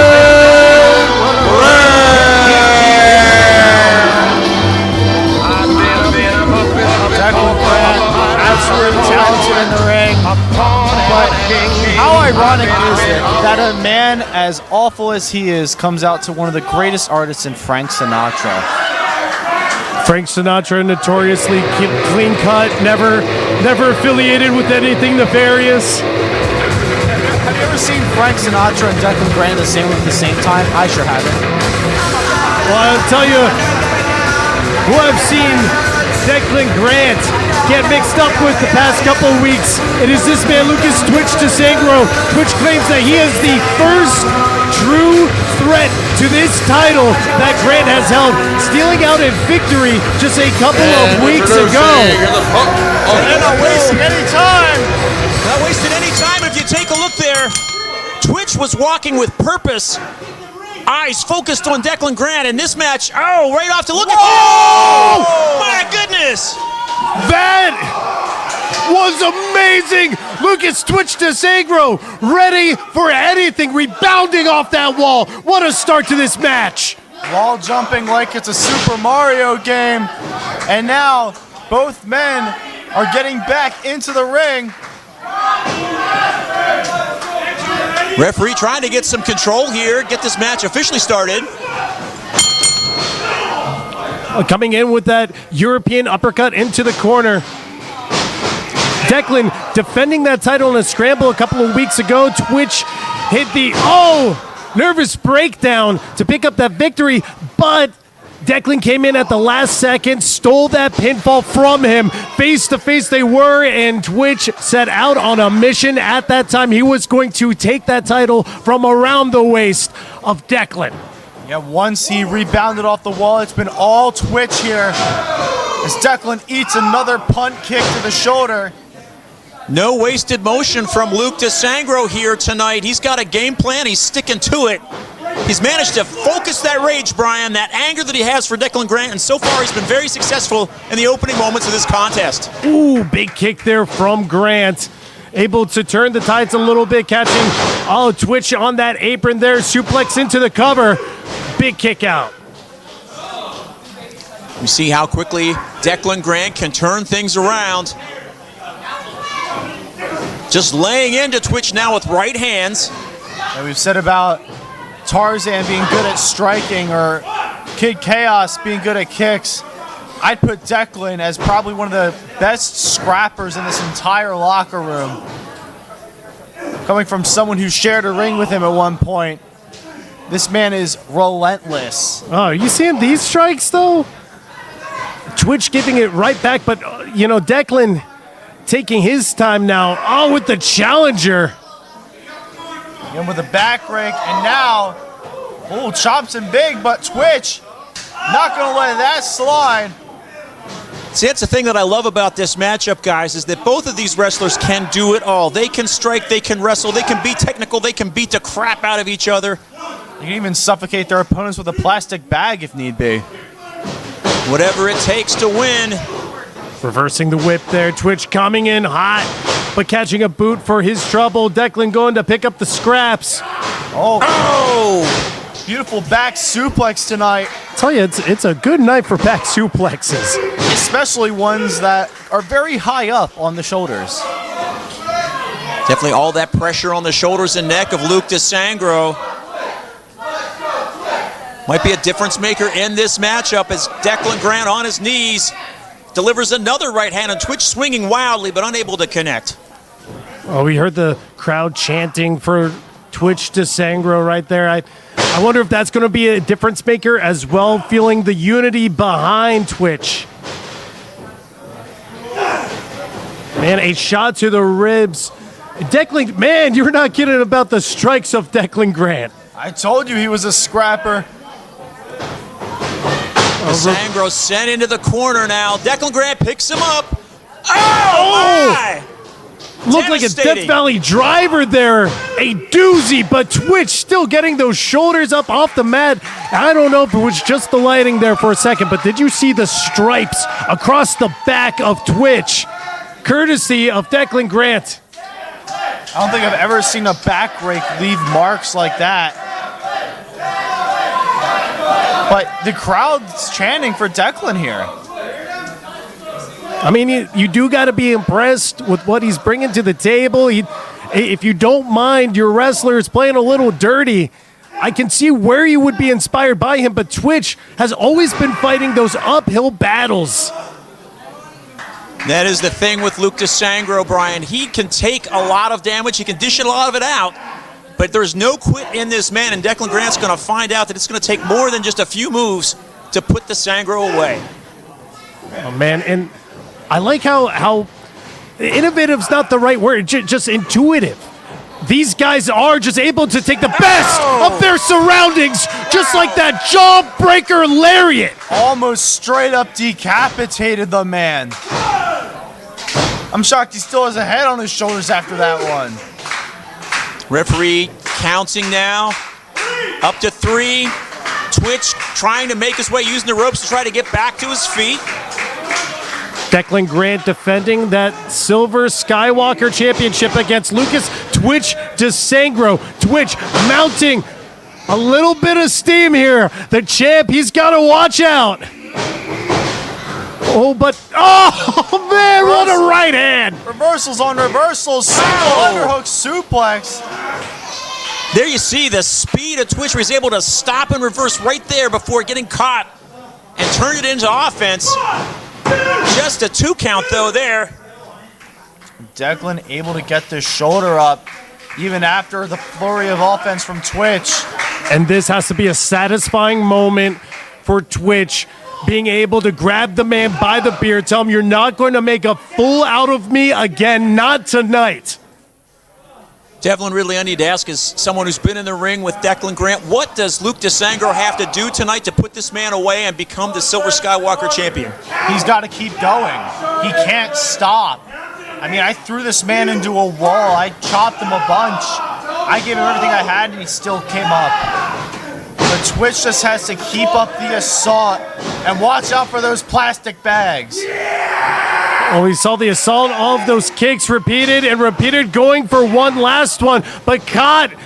Oh, it looked almost in a rear naked choke there. Twitch almost looking for, that mouthful of shame getting turned upside down and inside out. And I'm looking for that fisherman's buster, and fireman's carry. Could be looking for an air raid crash. There it is. Gets all of it, big cover, but Twitch perseveres. Just barely kicking out of that. Twitch having to draw on all of the energy he has. The tank's got to be close to empty at this point. Declan, again, getting a little bit of an ovation. But there's a Let's Go Twitch chance. This crowd is pretty split. And now Declan looking for a pile driver, perhaps. Twitch able to fight out of it. We saw the devastation earlier tonight. Oh, into a victory roll. Oh, could have seen a new champion right there. Twitch ducks under. Oh! Running knee. Laying Grant tied up in those ropes for the cover now. But Dragon's Breath unsuccessful in this moment. Both of these competitors giving it their all tonight here at SPO Live. The sit-down. Battling for the Silver Skywalker Championship. It's Luke DeSangro and Declan Grant. Almost got that Neckbreaker there, reverse into the waistlock, now sending Declan to the outside. Here comes Twitch to Sagro. Oh, but a right hand. Intercepted on takeoff. Ball's back in Declan Grant's court for this one. Twitch crumbled down outside. Referee counting. Declan Grant picks him up now. Oh, a DDT outside of the ring, Brian. Man, you do not want to be meeting the mat in that way. Declan, as you said earlier tonight, there is absolutely no give on those mats. It doesn't matter how much pressure there is. It's basically going into that concrete. Absolutely, and especially getting DDT'd into that, that could put you out for a while. I'd be shocked if Twitch is able to regain his thoughts before the ref hits that 10 count. He's at 8.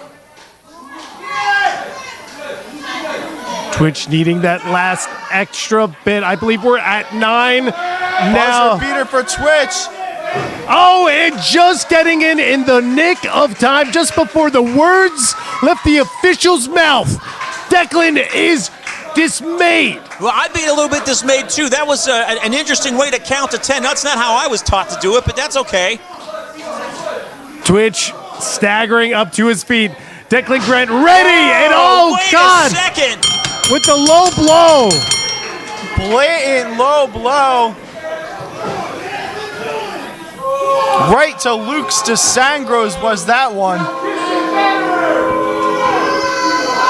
And now Declan Grant stands tall but not victorious. The winner of the match by disqualification, Twitch.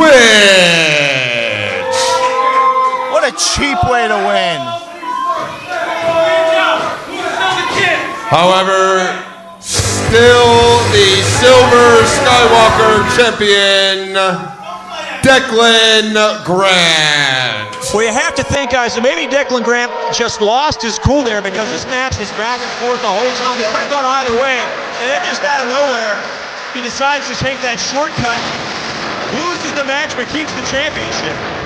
Every way it seems he can keep that title, he is dodging Twitch DeSangro.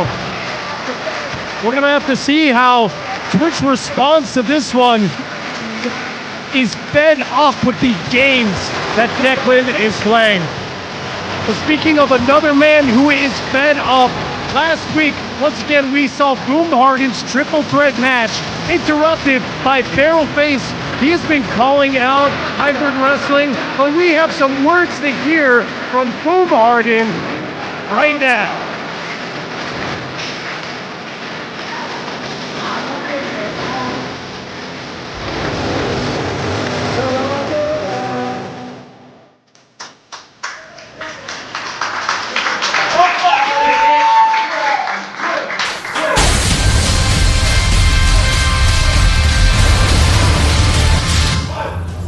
Alex, what happened, man? Used to be the chip, the one that PWSA was around for years to come. But just like that, you switched up. You joined up. Hybrid. Man, that's unforgivable. And then you gonna talk smack about you gonna be my own blood? Nah, that ain't rocking out like that. So what? SPO, this ain't gonna be so bad. This is gonna be all out war. You can basically call this PW versus hybrid. And yeah, blood will be wrong. But if I'm gonna bleed, Alex, so are you. The rep was you, Boom Harden versus the last shooter, Alex Rivera. This ain't no wrestling match. Oh, no. This is a fight. And PWU is going to come out on top. And you can bet on Boom. We're seeing tonight a rematch. Boom Harden, the best technical wrestler in New Jersey, going up against Alex Rivera after he recently joined the ranks of hybrid wrestling. A stunning betrayal to PWU, the organization that built this man up. He was our first SPO champion. You're certainly right. Let's see how the action breaks down. Let's head on up to the ring. Our next contest is a singles bout set for one fall.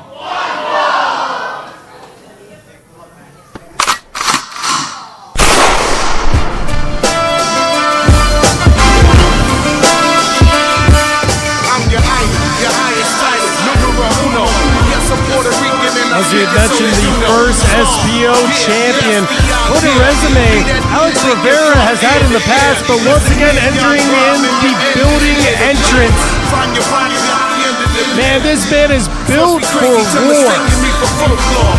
Notice how he's got the peanut gallery behind him, including the man who just committed homicide earlier in the night, Daryl Face. Speaking of homicide, representing hybrid wrestling, fighting out of the South Bronx with an official weight of 230 pounds. He is the Latin shooter, Alex Rivera. Well, speaking of homicide, we once again see Skills the Great on the outside here backing Alex Rivera.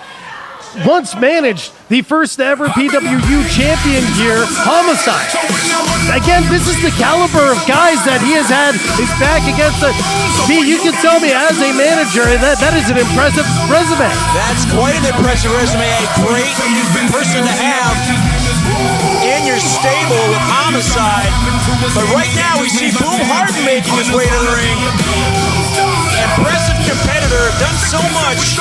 And introducing his opponent, fighting out of Camden, New Jersey, with an official weight of 190 pounds. He is the Newtown Dragon, the Reckless Youth, Boom Harden.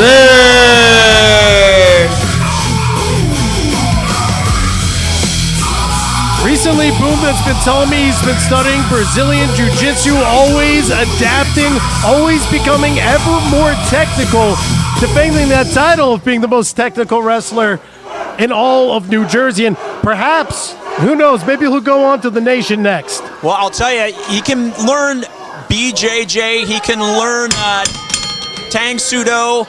Doesn't matter how many martial arts, he has to overcome the folks on the outside of the ring. This hybrid group, it's one against many. We've seen the numbers advantage earlier tonight.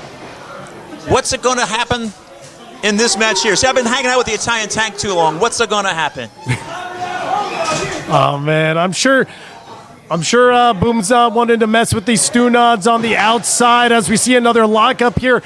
Now, the power advantage, it has to go with Rivera.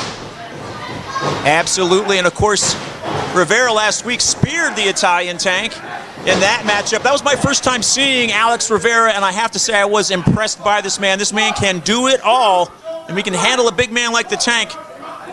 Boom Harden's got an uphill battle. What was the Italian Tank speaking? Was he speaking of the effects of that spear? Yes, he was. Oh man, well, we're going to see the effects of these strikes. Man, this big exchange. Well, if Alex Rivera versus Big Billy Gold was two bulls going at each other, call Boom Harden a matador because he's going to be doing some bullfighting. Oh, series of chops, and Boom Harden, doesn't matter how technical you are, pure violence like that, there's not much you can do about it but take it. Oh, up and over goes the man from Nuketown, rolling through with that arm drag. Caught it again, and this is why he is the best technical wrestler in New Jersey. He was ready for that one too. Sends Alex Rivera out of the ring. It's not just those technical wrestling skills, it's how he can put together a series of offensive moves. Take a look at this. Heading up there, up Skills to Great. Getting in the way there, and Boom just giving a little nudge to send him out of the way, and tried to take him out with that cannonball, but Rivera just too big, just too brutal. Oh, it's a wonderful night for DDTs on the outside, that's for sure. Totally changing, though, the tenor of this match now. Boom Harden just getting brutalized by Alex Rivera. And again, the hybrid group distracting on the outside. It just took a moment for Skills to Great to interject himself and change this matchup. It was definitely that distraction that gave the opening for Rivera. Oh man, look at the power. Well, as we're seeing him choke Boom Harden here on the ropes, look at the shoulders, the deltoids. Of Rivera as we see face get a licking. He doesn't need to be taking these underhanded tactics. He has all this strength, but instead he's going after Boom Harden in these underhanded ways. Well, the referee, I'm surprised, didn't call for a disqualification there. That's some impressive leniency on the part of the referee. That's very lenient. I think he knows how much Boom Harden has wrapped up in this. He doesn't want to gain a victory quite that way as those massive shoulders of Rivera are driven into Boom Harden. He knows that Boom wants to take out Rivera. Oh!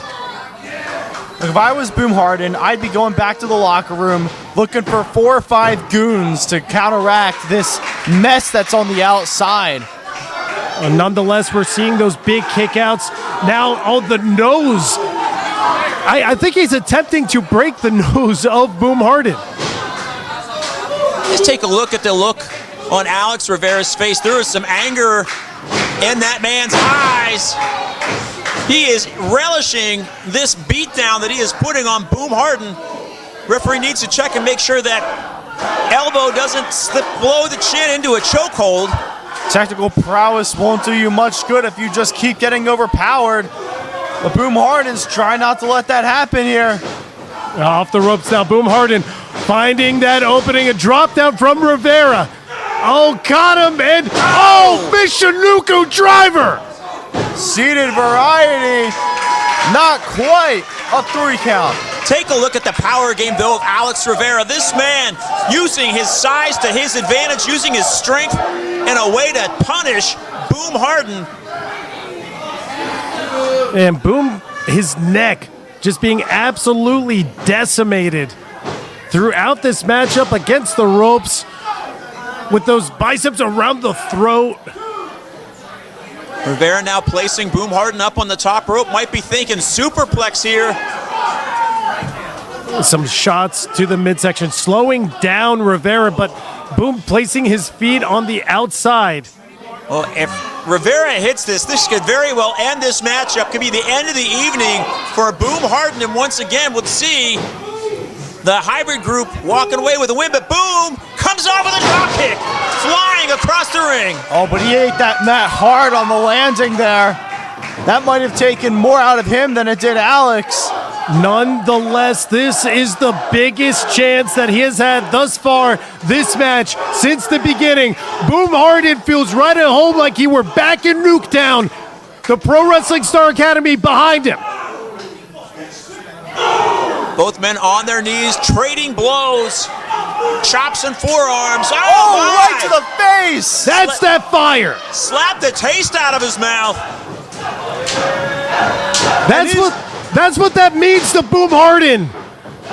Oh, Rivera just dismissing him. I spoke too soon. The commentator's curse in effect in the best possible way. Boom Harden lighting up Alex Rivera like there's no tomorrow, but Alex coming back. Big forearms, rope to rope, but Boom able to see what Rivera had in store. Take a look at that offensive sequence there from Boom Harden. Right to the back of the head. Alex Rivera is staggered. With a big bulldog there. This could be it. Brian rolls him over. 2. But the power of those legs just too much. With the big kick out there. Alex Rivera sticking in this one. But Boom, this is the most momentum he's had. He's getting some good strikes in, some good licks. And the crowd is certainly behind Boom Harden. Getting him fired up now. Boom Harden trying to pick up Alex Rivera. That's easier said than done. Rivera's not a small man. Oh my! He tried to go for that fisherman Michinoku, but Boom Harden wrapping around the arm, the throw once again, but getting an arm drag up until the shoulders, Look at him. going through with the senton. Oh, I couldn't believed. Almost a 3 count there. Just barely surviving that was Alex Rivera. Boom Harden's got to finish this quickly if he wants to win it. Skills to great, hanging on up onto the ring apron now. Oh no, Boom, don't take your eyes off the game. Don't create that distance from Rivera. Big headbutt now. Oh, not like this. Not like this. Saito suplex. Right on the dome. And once again, being wrapped up. Oh, hammering down. Hammering down with those elbows. He's out, ref. He's out, Call ref. that, call that. Y'all need to be like me to put your fingers ass and stop hating on the dawn. He beat him senseless. Good God. The winner of the match, Alex Rivera. I'll say this, Brian. Tonight is not the night to be a part of the PWU locker room. That's for sure. Oh no, he ain't come back like that. A bad night. It's the They're not done with him yet. No. Well, stop the madness. Jay George out now. And Face in the ring, locking in on Boom Harden. That neck pulverized throughout this match. Hey! The other Come on, officials let him coming go, on out. Face. Let him go. Hey, Skills, get him off of him. Skills. Hey, get him off. Face. Hey, get him off. Get him off. Hey, check on Boom. Check on Boom. Hey, get them out. Get out. Hey, you guys knock this off. You know I like suspending, fining, and stripping people of titles, and let me tell you, I'll do it tonight. All right? I'll kick you all out. Yeah, tell them, Matter Don. of fact, you guys need to leave right now. The way you came is the way you go out. Let's go. Get them out of this ring. Wait, well, Jay George. Now.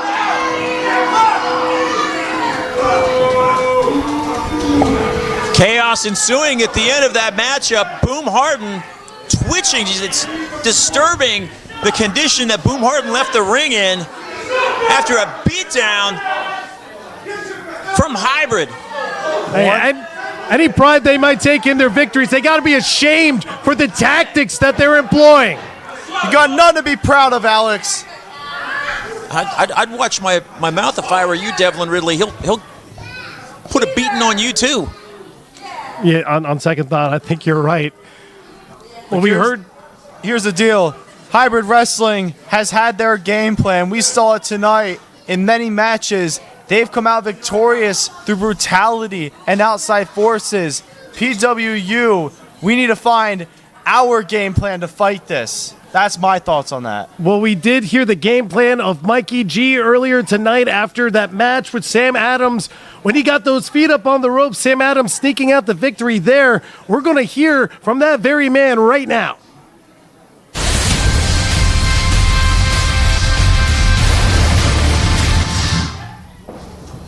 I don't know if it's Angel Orsini or if it's Don Montoya or who in the Pro Wrestling Unplugged offices have it in for Mr. Good like Sam Adams, the franchise player, Mr. SPO himself. I don't know who else is in the conspiracy of keeping me away from where I should be, and that's at the very top.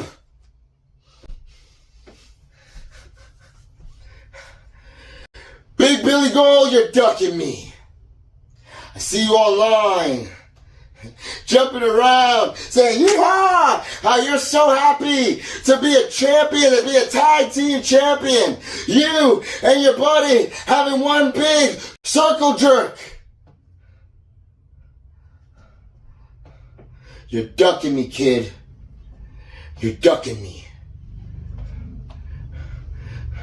You know that the next time that you and me are in the ring, I am going to fulfill my destiny and take my seat at the throne.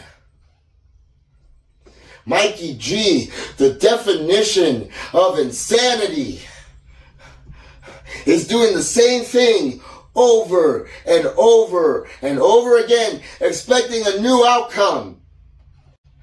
Even though I beat you within an inch of your life in front of your stupid mom, your ugly sister, your pain in the ass cousin, you think you're going to come in and have a round two, and for some reason something's going to change. You are nothing. You are beneath nothing. You are on the level beneath nothing, kid. You are a thorn in my side and an obstacle in my way, in on the grand conspiracy to keep the franchise player, the face of SPO, out of the world title picture. I don't care. I don't care if I have to whine. I don't care if I have to complain. I don't care which of these stupid morons in New Jersey love Billy Gold, love Mikey G. I don't care, Don Montoya. I don't care if you gotta mortgage your house 1 time, 2 time, 3 time. Figure out whatever number you need to do to make this match happen, to make this happen.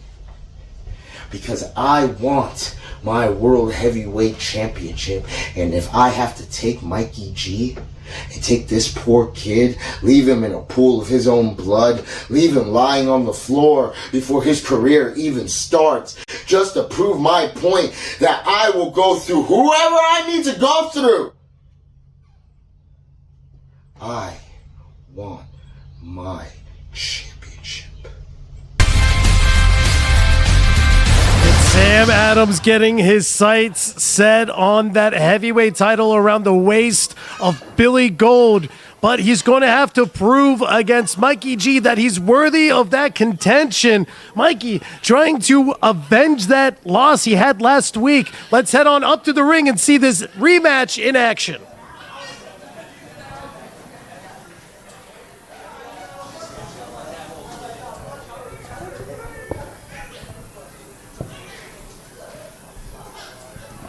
Our next contest is a singles bout set for 1 fall.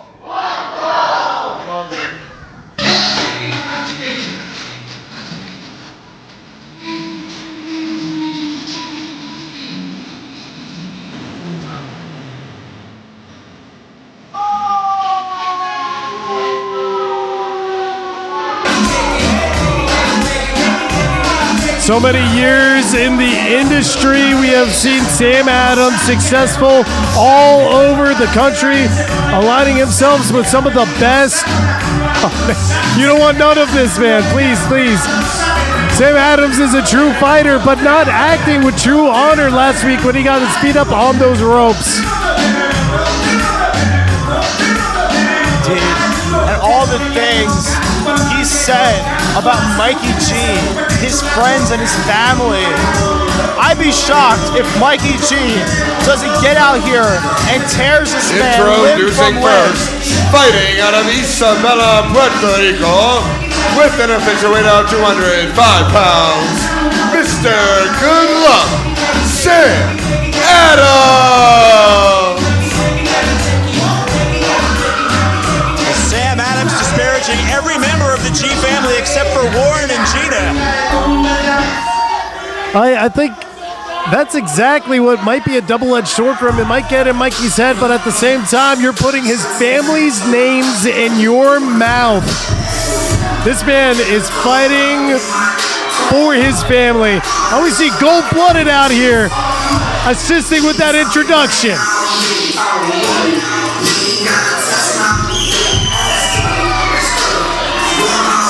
Last week when we saw Mikey was all smiles.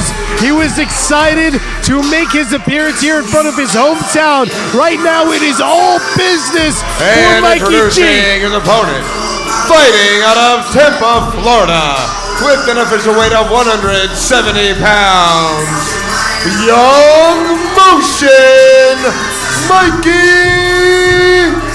G. Well, I'll tell you this, regarding Sam Adams, you don't insult a man's mother or sister or friend and expect to get away with it. He's certainly got a fight in store for him tonight, that's for sure. Now you've also united a room against you. I think Adams is also the type to be prone to argue with the crowd. Listen, I understand he's a veteran, he's got his instincts, but I see some flaws in the strategy. Yeah, he might. I don't want to say that he's looking past Mikey G here, but he spent a lot of time talking about Billboard Billy Gold and that SPO championship. So we'll see. But what I want to pay attention to right here now, Brian, is Mikey G. What did he learn from his match last week? He lost last week. He's come back in. How is he going to compensate and overcome the deficiencies of last week to be successful here tonight? Well, I'm sure that you got to be looking out for some of those cheats, one might say, as he imitates the dirtiest player in the game. You got to be aware of getting your feet up on the ropes. You got to be aware of what happens behind the referee's back. I think that Mikey's going to be more aware this time around. You see him taking out the hair tie. Again, he's all business tonight. He's all business tonight, but he is also giving up a tremendous experience advantage here. Sam Adams, so well traveled, so well known around the wrestling world, and Mikey G really just starting out. And you see the torque on that arm drag? He was just flung like a sack of potatoes. That's what he did to him. That was all force from Sam Adams. And as much as we can kind of pick apart the strategy of Adams here, he's got that experience. He's a proven record. He knows what he's doing between those ropes. He's got the experience.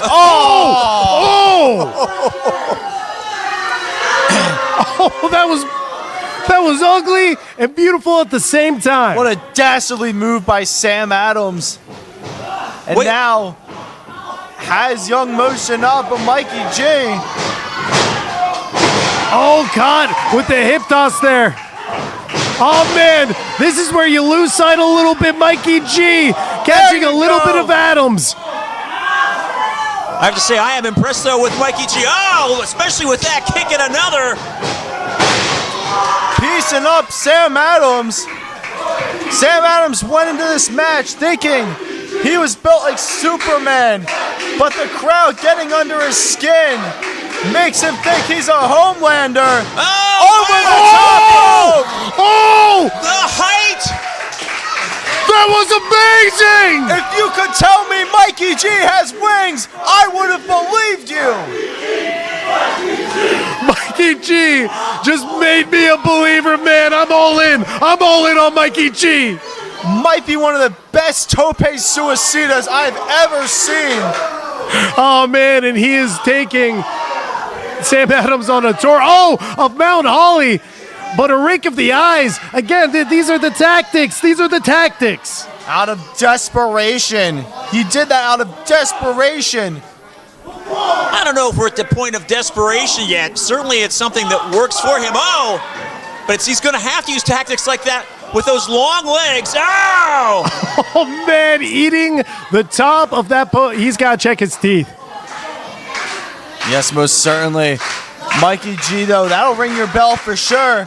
Got to find a way to get back into this, but it does give Sam Adams some crucial recovery time here. High risk, high reward seems to be the offensive style of Mikey G. And there we saw the risk. Was a little bit much with that suplex. Sam Adams now taking control of the matchup. And you can see some of that strength again on display of Sam Adams, able to clear the ropes on that suplex. And here you see some of the awareness. Big backstabber assisted by those ropes. The ropes will give them even more leverage to complete the move, but still not quite enough for a 3 count. And for Mikey G, this is more than just a wrestling match. This is personal. His honor is on the line here.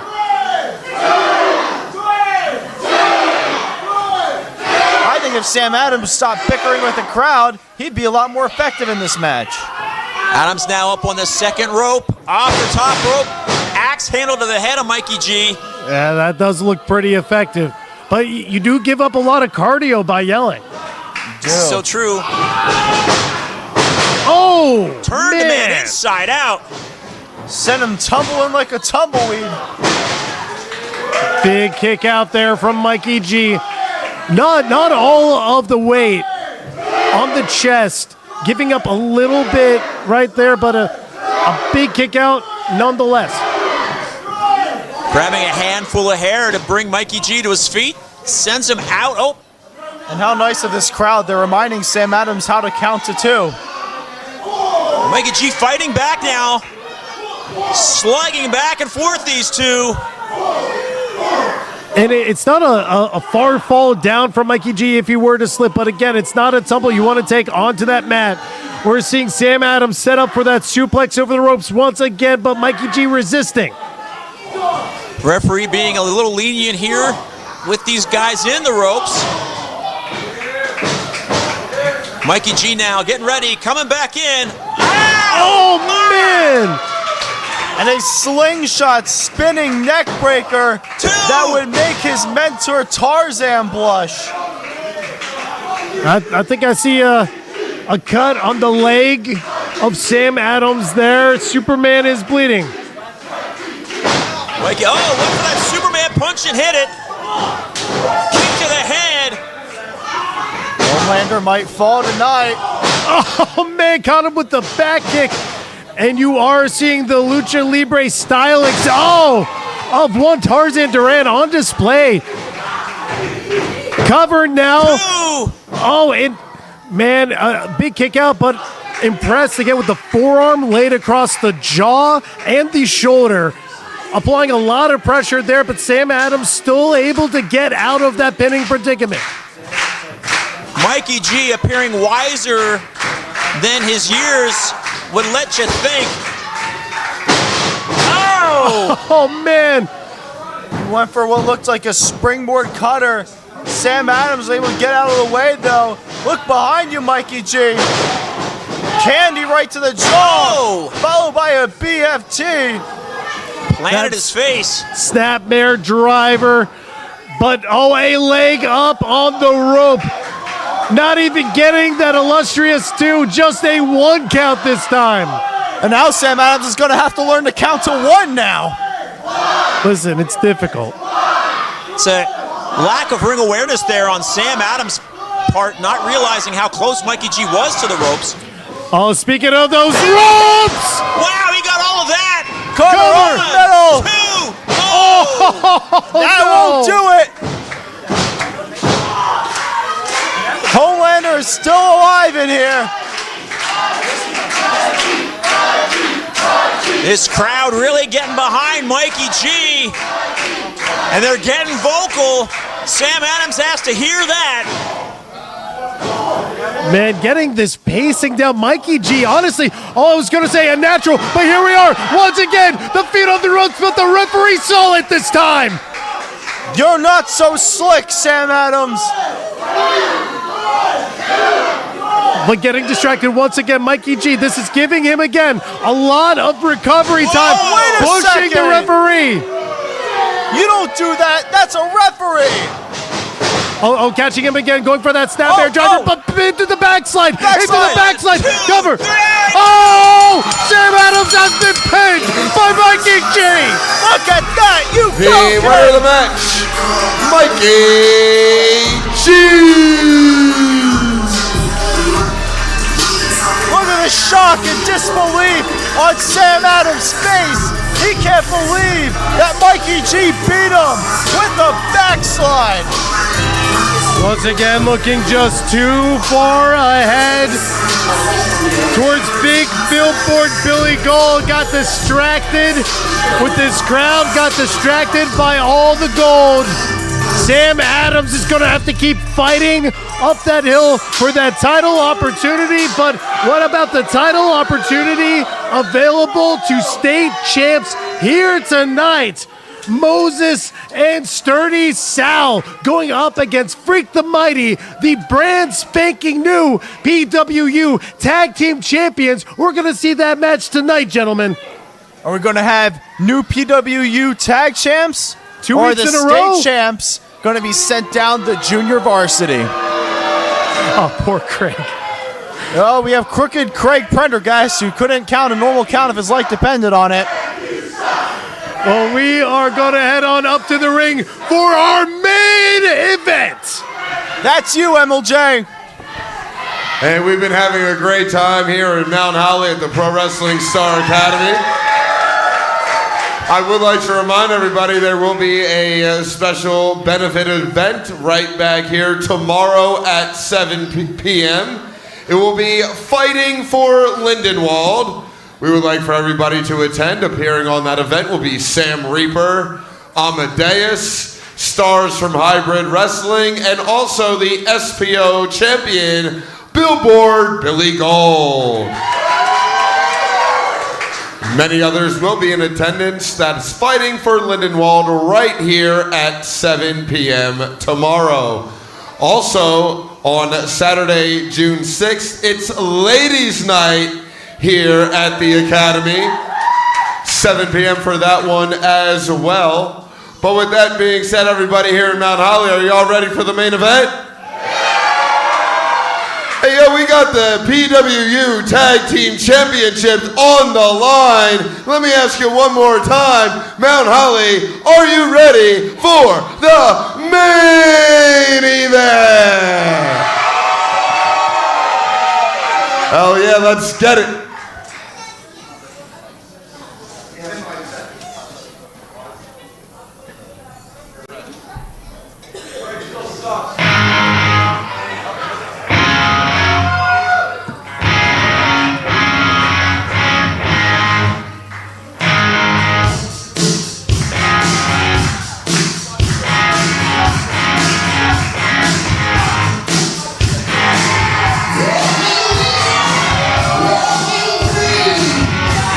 That absolute unit of a tag team. Billy Gold, the SPO champion, Pat Dynamite, the PWU champion, and together they are Freak the Mighty, the brand spanking new PWU Tag Team Champions. 2 men with 4 belts in between them. I think they also have belts around their waist. I think they have 6 titles, all included. This is Freak the Mighty, man. Introducing first, team number 1. First, he is the SPO champion, Billboard Billy Gold. And his tag team partner is the PWU champion, Pat Dynamite. Together, they are the current reigning and defending PWU Tag Team Champions, Freak the Mighty.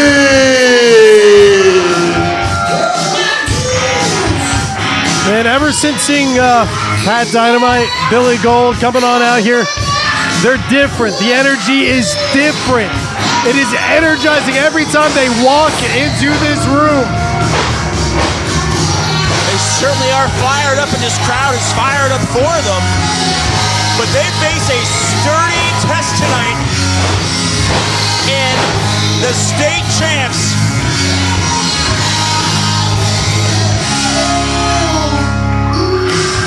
Pat Dynamite saying, bring him out.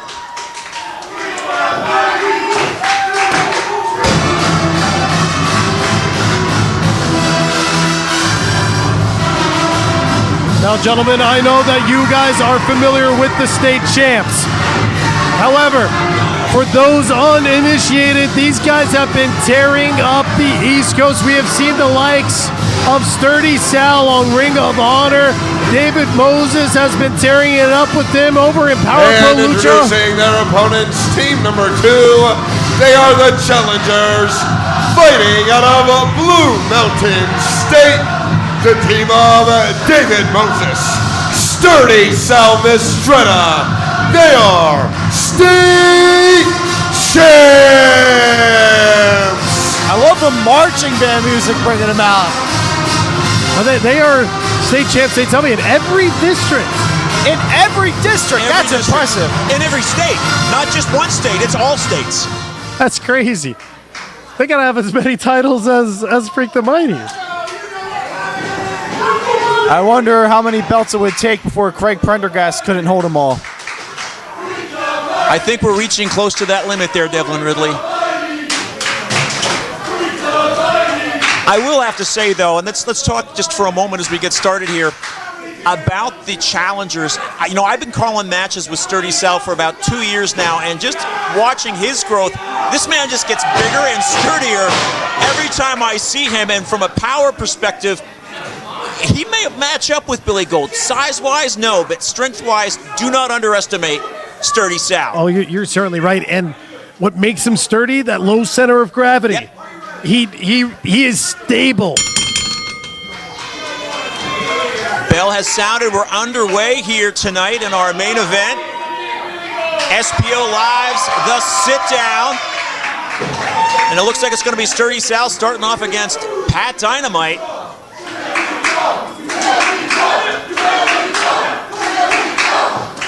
And Moses, cheering up his buddy Sturdy Sal.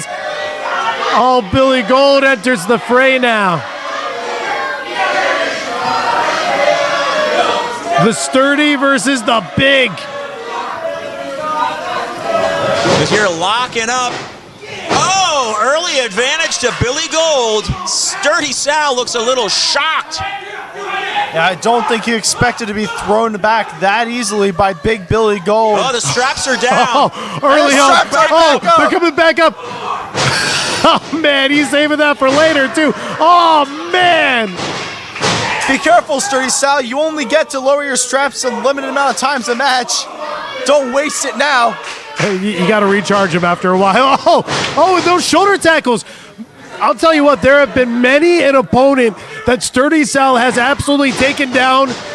Big opponents, too, with those shoulder tackles. This is unprecedented. He's got a football. Oh, that's right. What is that? His emotional support football? No, this is what gives him that power. This gives him the energy. Well, usually back to the drawing board, Sturdy Sal. Look at David. Hands on his head. What's he gonna do? Tell Big Billy Gold to go long? Fumble! And the football somehow stayed in the ring, recovered by Moses. It was almost a turnover there, I will say. Oh, and Billy Gold just taking it to Sturdy Sal now. Oh, my Lord!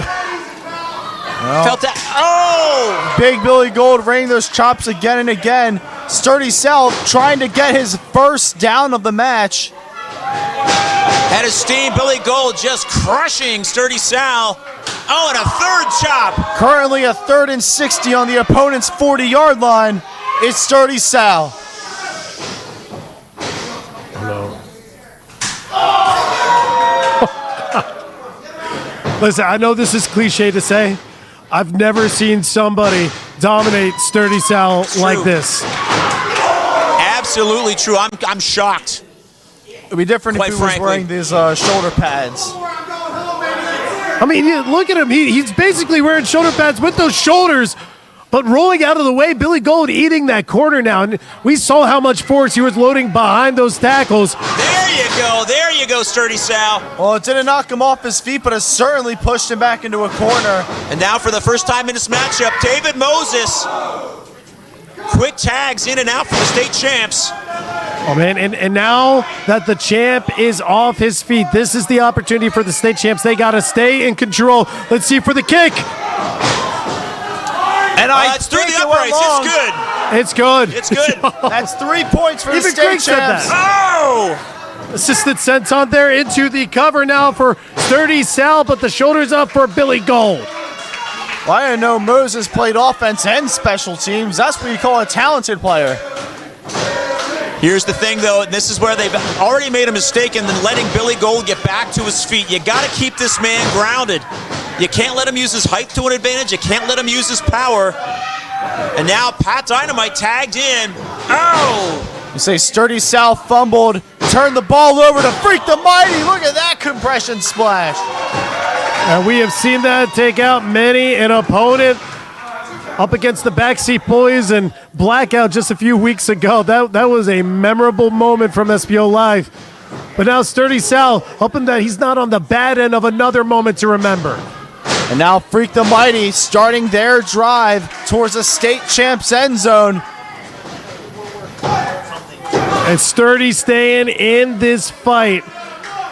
I'll tell you, Pat Dynamite is an agile man. I'm impressed constantly by his technical ability. Always looking for that page turner.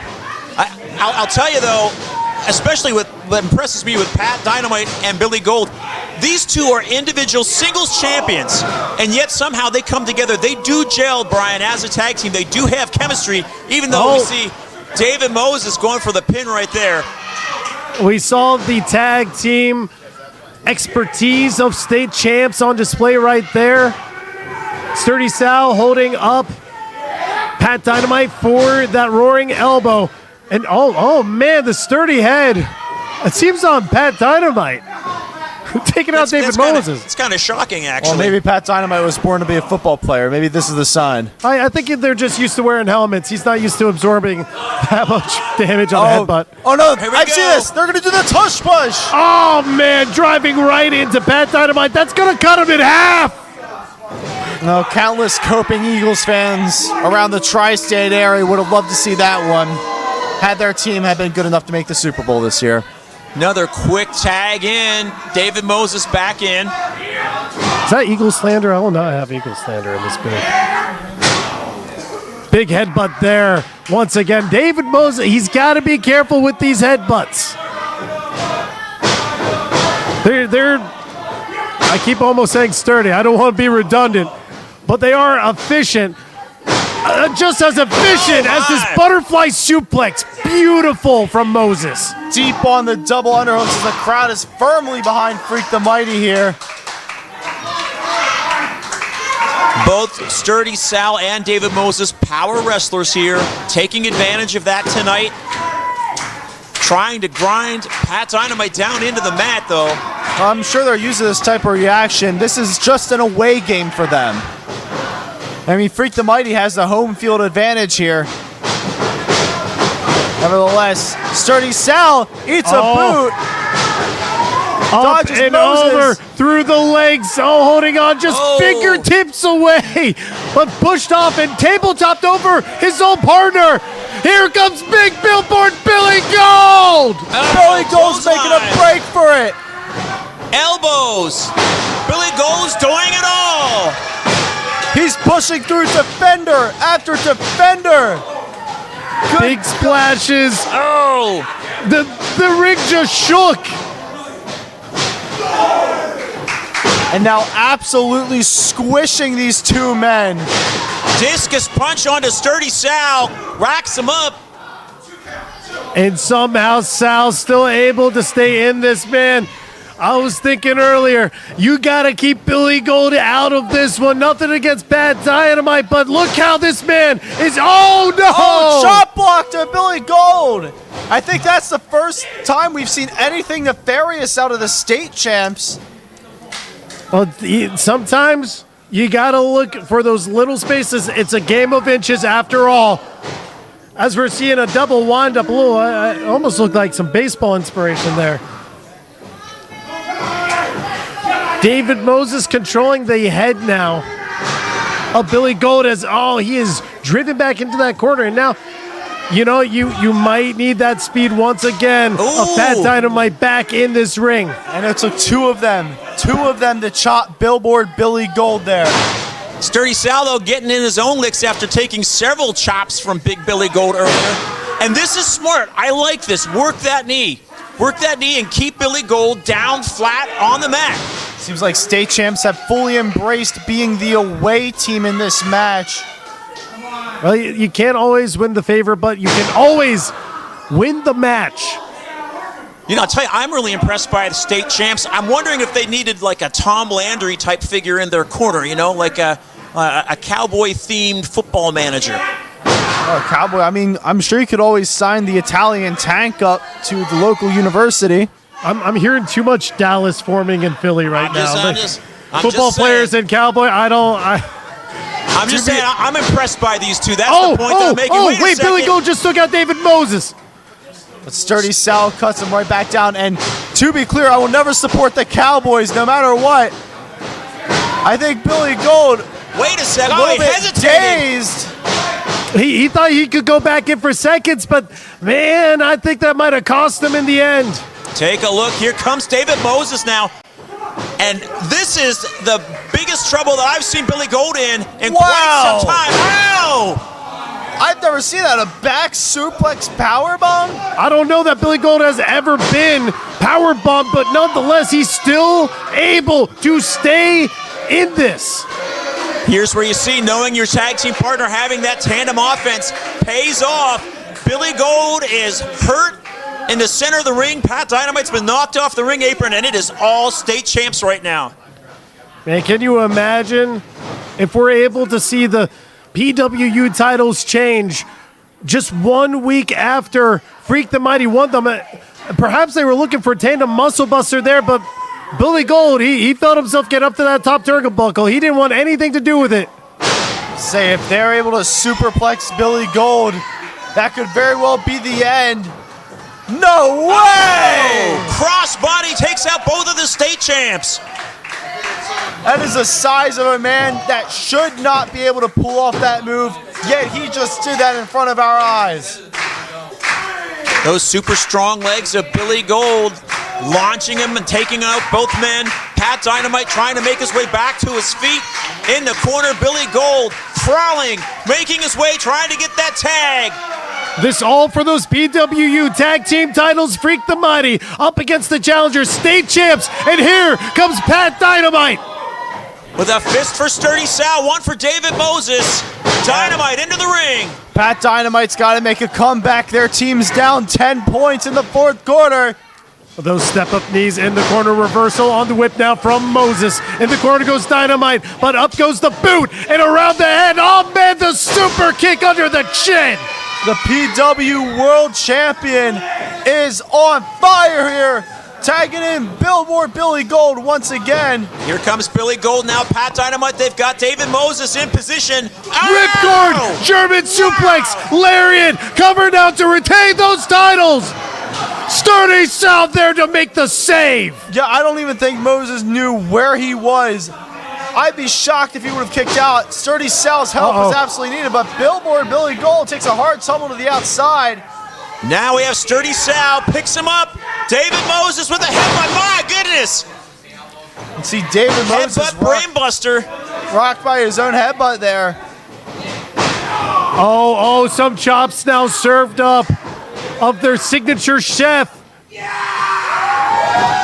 tell him, Billboard Bill. Duck through. Double spear. Incredible teamwork from state champs. Watch Dynamite, watch Dynamite. Oh. Man, that. Saving the match from the top rope goes Pat Dynamite. That's how you do it. Getting some extra offense in there for their trouble.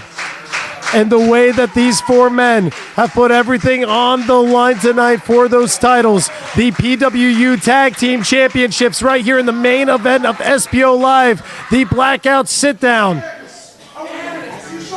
Now Moses making his way back to his feet. Billy Gold is up. Oh, trading blows. All four men. The score is tied. We're now in overtime. All four of these men giving everything they've got. Headbutt from Moses. Cut the leg. Taking out Sturdy Sal. Moses on wobbly legs here. Pat Dynamite gonna fly. Big tope. Black hole slam. And here comes Dynamite. And now Pat Dynamite looking for Rock and Rave. Covered now deep for the retention. He got him. The winners of the match, and still PWU Tag Team Champions, Freak the Mighty. Well, congrats to Freak the Mighty for retaining their tag team titles after an extremely hard-fought match against the state champs. And these two men are absolutely adorned in gold here. Well, nonetheless, we heard earlier tonight from Papa Juice that this tag team division is absolutely on fire. One has to wonder who's next. Congratulations, one victory. Freak the Mighty. You guys think you're the best around here all of a sudden? Because what? You guys are the new PW Tag Team Champions? You guys are paper champions. You didn't even actually beat Blackout for those tag team titles. You beat Jay George and a fill-in guy who just happened to be on the real tag team. I mean, seriously. The Mighty, is that even a real tag team name? Are those even real PWU tag team titles you guys are walking around with? These guys. Real tag team right here, the Backseat Boys. And we're coming for those PW Tag Team Championships next week. Get them all shined up for us because we're coming for the gold right around these waist right here, baby. You weren't a real tag team until you stepped into the ring with the Backseat Boys. And that's where we plan on sending you guys, in the back seats with us as the new PWU Tag Team Champions. Because back seats back. All right. And whether you like it or not, it's justified.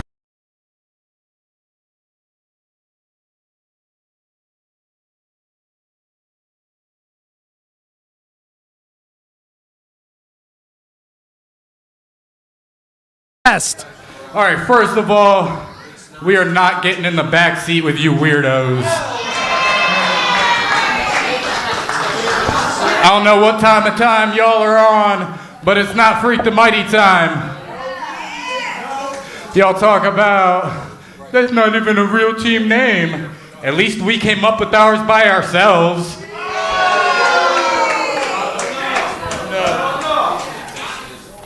You know, the Backseat Boys, you talk a whole lot of game for a couple of guys who every time they step to Freak the Mighty, their shoulders are on the mat for the 1, 2, 3. And I'll tell you something else.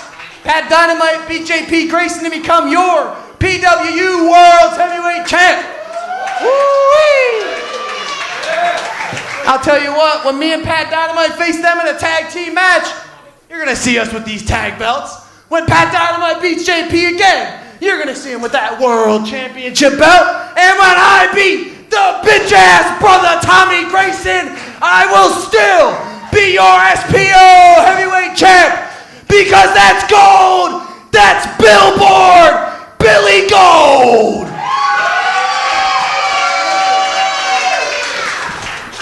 JP Grayson, you can get your rematch anytime you want. Because when Dynamite blows up, they don't get up! Freak the Mighty reminding the Pro Wrestling Star Academy who pays the rent, who is in charge of this household. Find out what happens next tomorrow night at Fighting for Lindenwold here at the Pro Wrestling Star Academy in Mount Holly at 7 p.m. And then join us next week for SPO Live once again. From Cowboy P. Carter, from Declan Ridley, I have been the Real Article, Brian Murphy. Thank you for joining us, and good night.